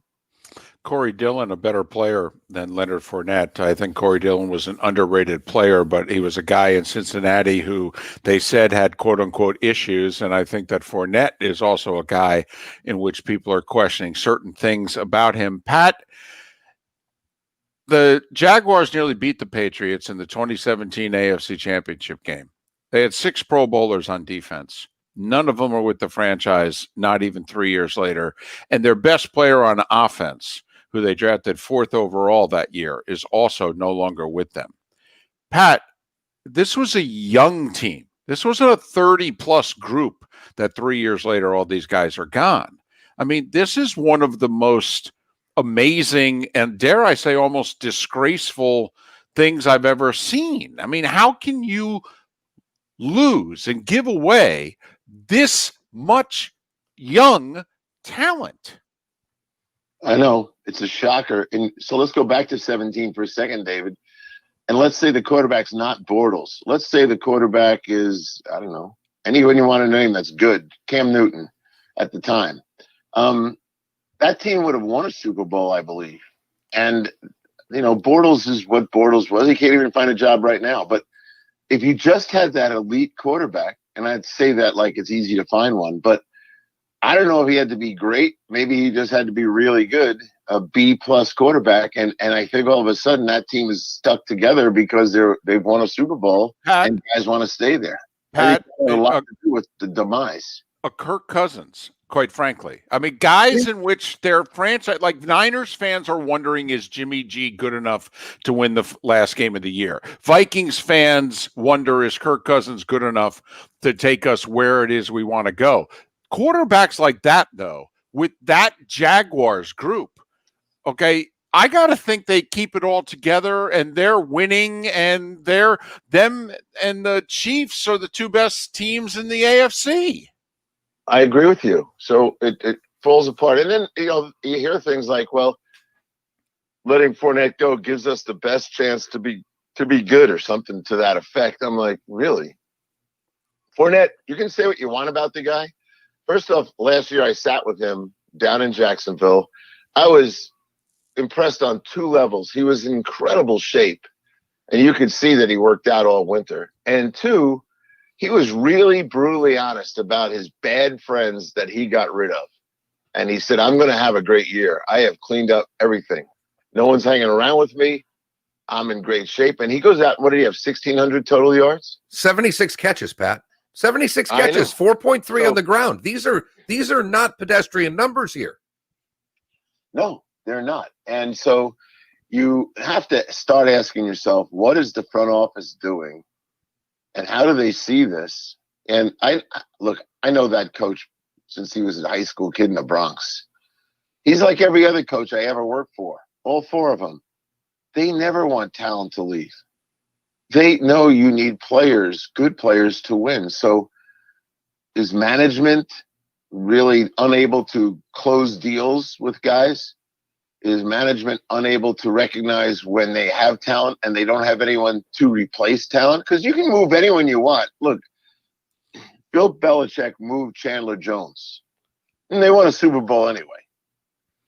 When the average team or the average vision of the team moves a player of talent, they go backwards.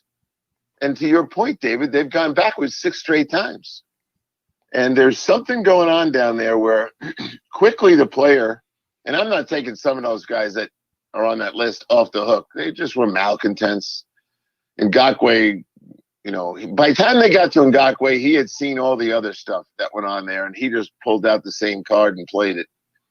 But when you get Calais Campbell leaving you, that's a backbone player. That's the guy who keeps it glued together. That's the guy who gets the talented malcontent under control. That's a Walter Payton Man of the Year type of guy. Yeah. I think it'd be hard to be a Jaguar fan. How many, okay, I don't want to add too much humor to this, but how many Jaguar fans have jerseys of guys that don't play there anymore? How many, I mean, other than a Minshew jersey, what one are you buying, Pat? None. Because if you buy it, they'll get rid of them. Unbelievable. So speaking of, how many teams do you think are kicking the tires on Leonard Fournette right now? Based on the numbers that you said, you mentioned the Patriots are loaded at running back, but could still use them. We look at Miami and Tampa and say, how could you not be interested? David brought up Washington. I mean, I think there are 10 teams that we could come up with right now that would have interest in Leonard Fournette. Is that pretty accurate? Yeah. Let's start with Washington with the whole issue with Geis. And they were really counting on Geis to be the transition away from AP, whether it's next year or the year after. Adrian said to me that, he plans on playing for 5 more years, and maybe he will, who knows. But if you're going to run an offense that's built for Adrian Peterson, then Fournette's your man, right? It's the same kind of, and I'm not comparing the players, but it's the same big inside zone power player who caught all those footballs. So I'd start with the Redskins. Ron Rivera, he'll have no problem. In his mind, this will be easy. I'll get this guy to understand how we do things. And now he's got a 1-2 punch. Do you think about how Pete Carroll thinks of running backs? Pete's whole attitude is, I need 2 big backs and I need 2 scat backs. And because of my history of injuries, I'll take 2 more of anything you got.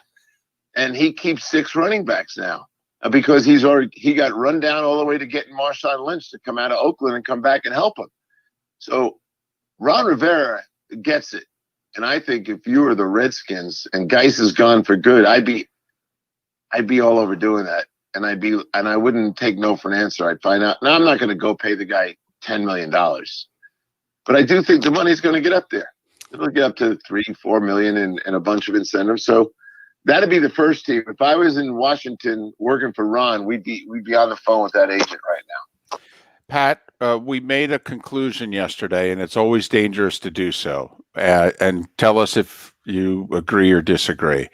I concluded that if you're a GM, you need to do deals earlier. Guys are losing value the longer time goes on. Everson Griffin wanted more money. He ends up only being able to find 1 year for $6 million. Okay. My guess is he was offered something better than that before he settled for 1 year, $6 million. The same with Jacksonville. They could only get a second and a fifth. If they had dealt earlier, my guess is they could have gotten more.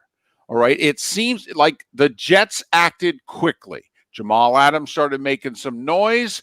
Joe Douglas got his best offer. He took it. That's it. He didn't try to get more. It seems as if you're a player on the free agent market, sooner is better than later. And quite frankly, if you're a GM, it seems as if sooner is better than later.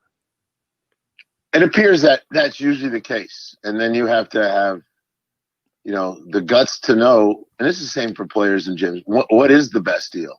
And we can all look back, which is rearview mirror material, and say, now we know that they didn't get enough. No one knew that. And I'm not taking these GMs off the hook, and certainly the players, they don't know what a good deal is. And we can go all the way back to Le'Veon Bell. He wasted a whole year sitting home thinking it was a bigger deal waiting for him.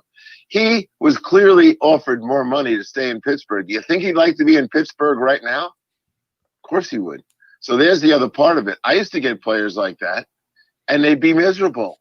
and then they don't like where they are because they realize this was a huge mistake. So not only do you get a player later and he's taking a bargain deal, he's looking around going, and then he gets angry at his agent. And then most of them fire their agents after a while for these decisions. They don't want to blame themselves when in fact it was their fault. It was the agent for Le'Veon Bell told Le'Veon to take the Pittsburgh deal, and Le'Veon got rid of the agent. So, it's a lot of pressure, and it's no different than buying stocks, right? We all think we know what we're buying, and then it goes in the crapper, and you lose money. So it's a system where it's an inexact science, and you really can't predict when you're in the moment. It's easy afterwards to predict what you should have done. So they live in a world of mistakes, and then there's guys that realize, do I really want to overpay this guy? Look, Leonard Fournette wasn't offered the option on the 5th year, right? Correct. No. So they told you basically a year ago, we're not keeping this guy.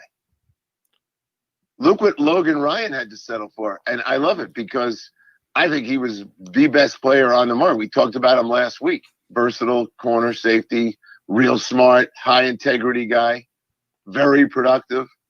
He waited for $10 million. We talked about that. He didn't get it. And as soon as his new agent, by the way, decided to lower the price, he got a deal right away. So I don't know. Were the Giants smart waiting on Logan Ryan and not paying him $10 million when they needed him a month ago? You can look at it that way as well.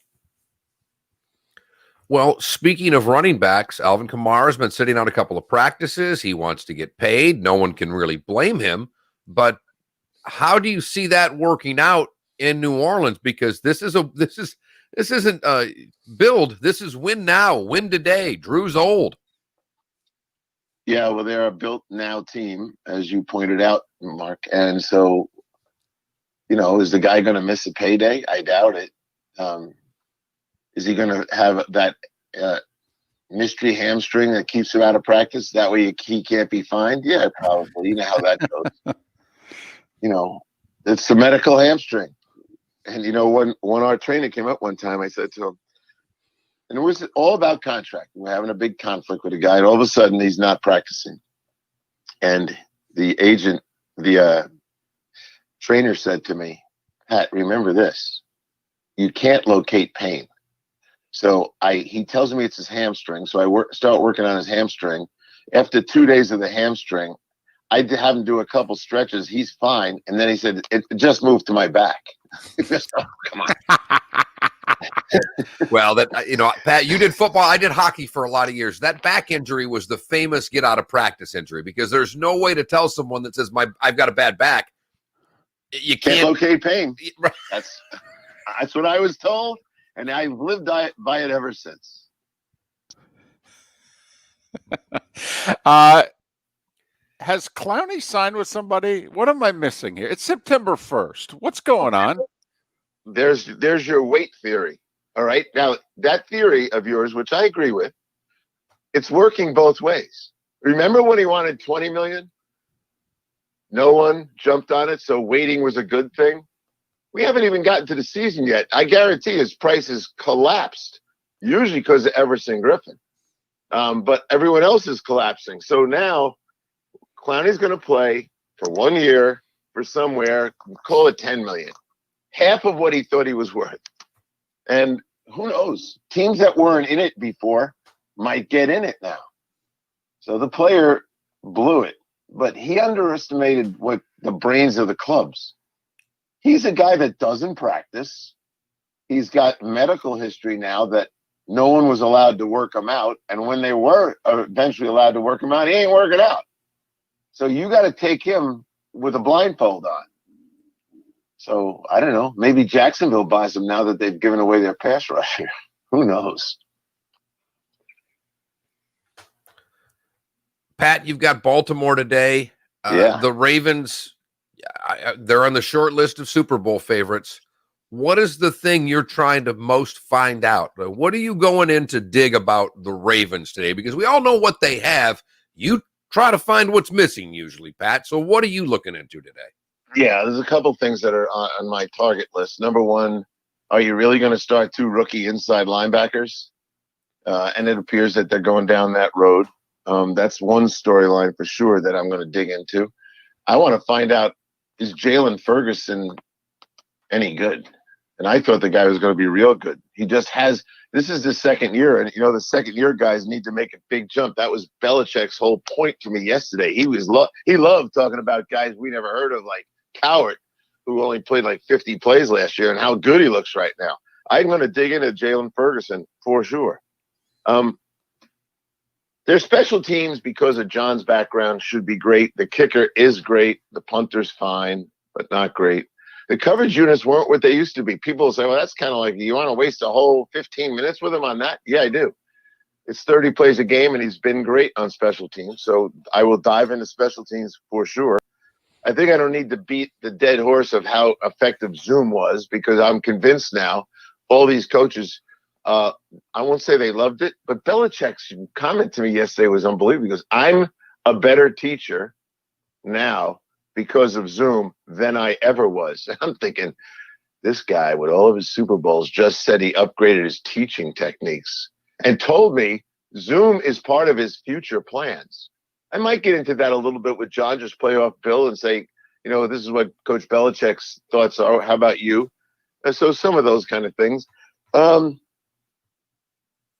Everyone wants to know the development of Lamar, and is he ready to stay in the pocket a little bit more? He ain't going to answer that question. You got to watch the games to find that one out.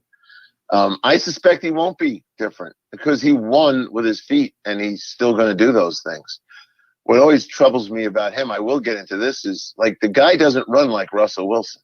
He runs and then takes a shot. I will probe the whole area of, I wouldn't try to stop him from running, but I sure would try to have him watch Russell Wilson escape tapes and understand and get him to commit to those things. Step out of bounds, take a slide, don't get hit. And I think John will explore that with me. He'll let me go down that road.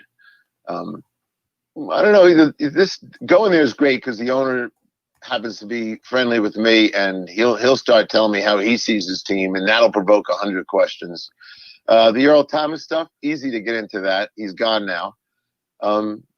There is a Raven way of doing things. When you go there, it's very clear to be what it means to be a Raven, and Earl wanted to be Earl, and selfishness does not prevail in Baltimore. So we'll get into that for a while. And mostly I'm going to deal with, okay, who replaces him for sure, and how's that look? That'll be the kind of stuff I get with John. John's easy to talk to. He'll go on forever.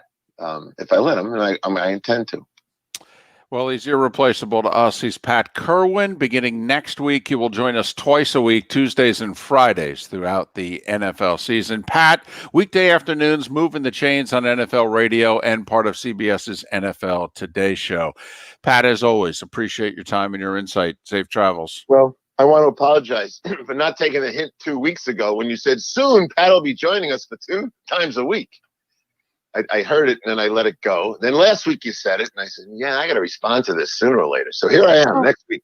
Well, you're busy. That's all. We let you get training camp out of the way. You're just like the regular season, Pat. We let you get the other stuff out of the way, and then it's go time. And with no preseason games for any of us, Pat, we're all a little confused right now. Yeah, we are. A 2-minute ride to get you doing it. Your life is tough, Mark. It's tough. Hey, once the sidewalks are done, I'll do it in the golf cart. Yeah, your driving time compared to your partner's flying/driving time this fall. Choices, Pat. It's all about choices. Yeah, you just save enough time to fish. I'll see you. Pat's weekly appearances brought to us courtesy of Pinchers, from Tampa to Key West and many points in between, with 8 locations in Southwest Florida. Pinchers, because you can't fake fresh. The good, the bad, and the ugly, to wrap up this September 1st edition of Miller and Moulton, Southwest Florida's Fox Sports Radio. Welcome to the program. This is the Dan Patrick Show. Chuck had the Pinchers logo on there. I saw that. That was pretty. That was pretty. That was pretty. You got a pretty mouth. I see Mark Eddy signed with some foreign team. Yeah, 4th year in a row he's playing pro ball. Would have been nice for you to play some college ball. Well, but he played his ass off as a junior. His senior year, he was kind of lost. And he found it, though. full breakfast nestled between two sweet Look at that. And I'll give Dooley a lot of credit. You know, Joe didn't have the greatest rep with the players, but the team wanted to get rid of Norelia his senior year. They were like, we're done with this guy. Joe wouldn't get rid of him. The one thing Joe is very loyal to, if you work hard for Joe, Joe will stand by you. Joe loves the non-scholarship player. Joe loves walk-ons. Joe loves the managers. Honestly, has great affection for the team managers. Loves the grunts. Sound like this. Try the new spicy Western bacon cheeseburger at Harvey. Yeah, heckle about Fournette. I think Fournette's got a little bit of a bad rap that he does. He needs to leave Jacksonville to fully get rid of it. He earned it.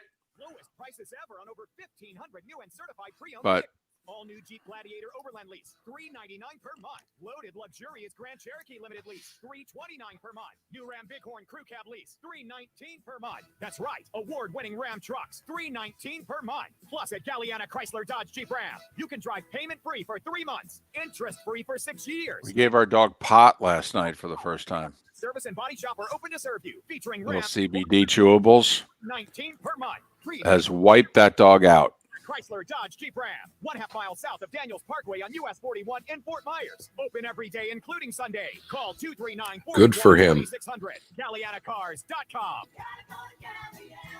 42 monthly, 10,000 miles per year, $32.94 due at signing plus tax title, 0 security deposit, $13.88 per month for 1,000 bar for 72 months at 0% APR with 0 down. Julie was on a Zoom meeting Listen to Miller and Multi. yesterday, and the dog was asleep right outside her door and was making so much noise she had to mute herself. Play Fox Sports FM on TuneIn.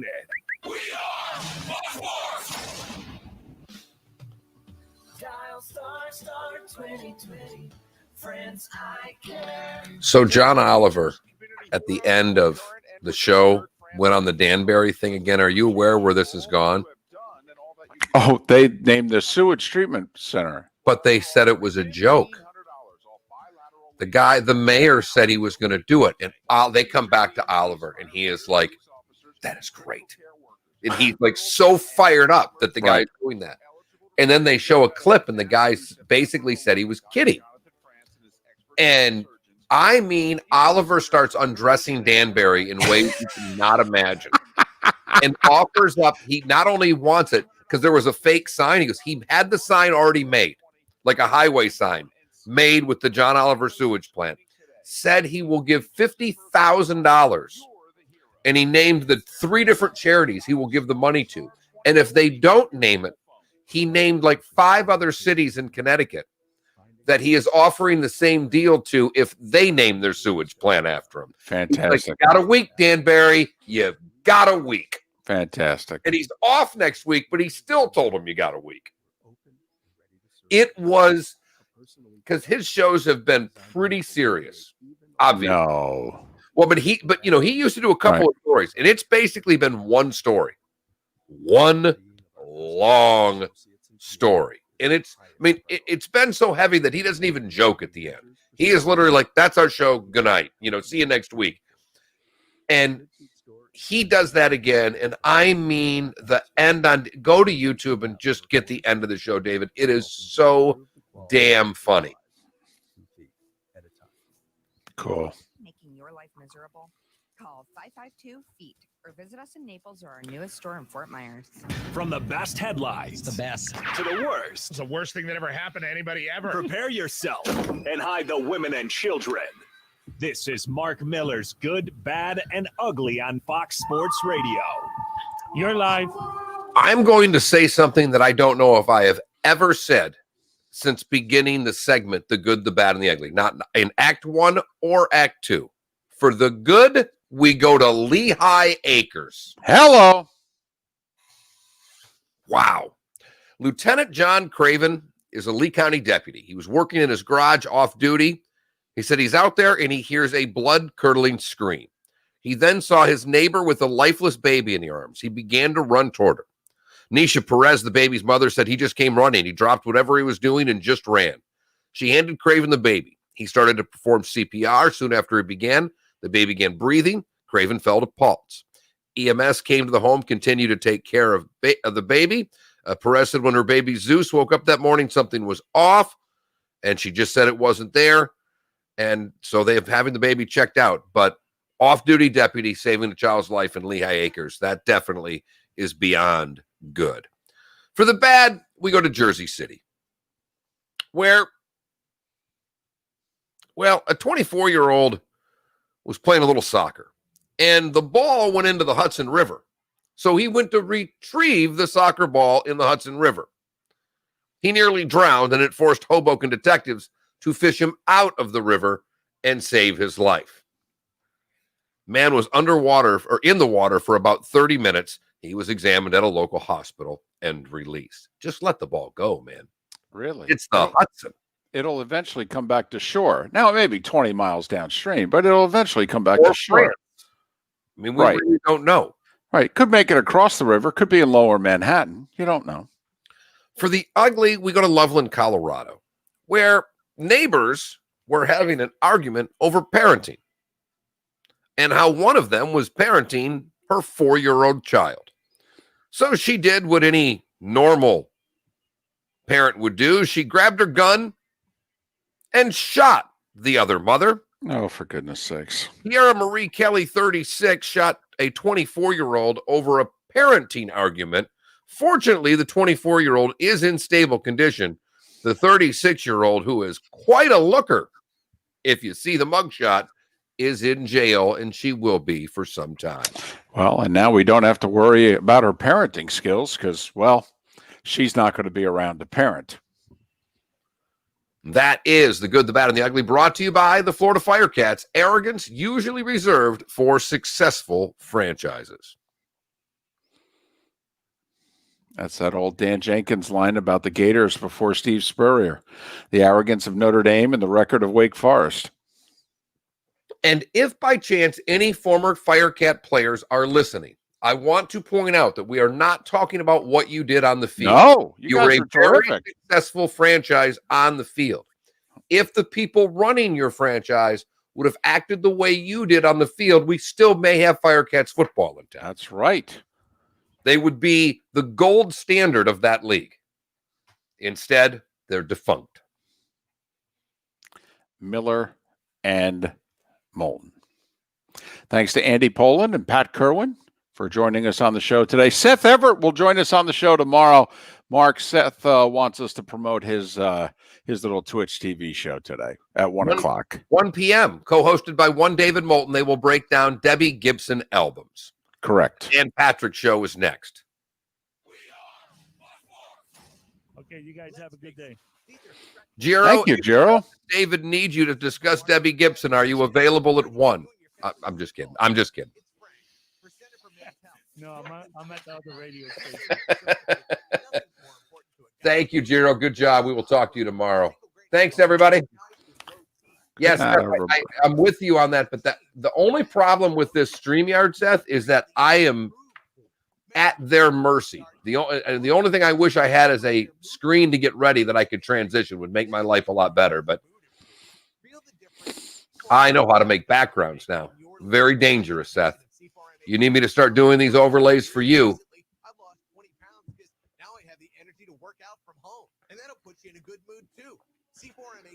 I'll make sure I do them in Hoya colors.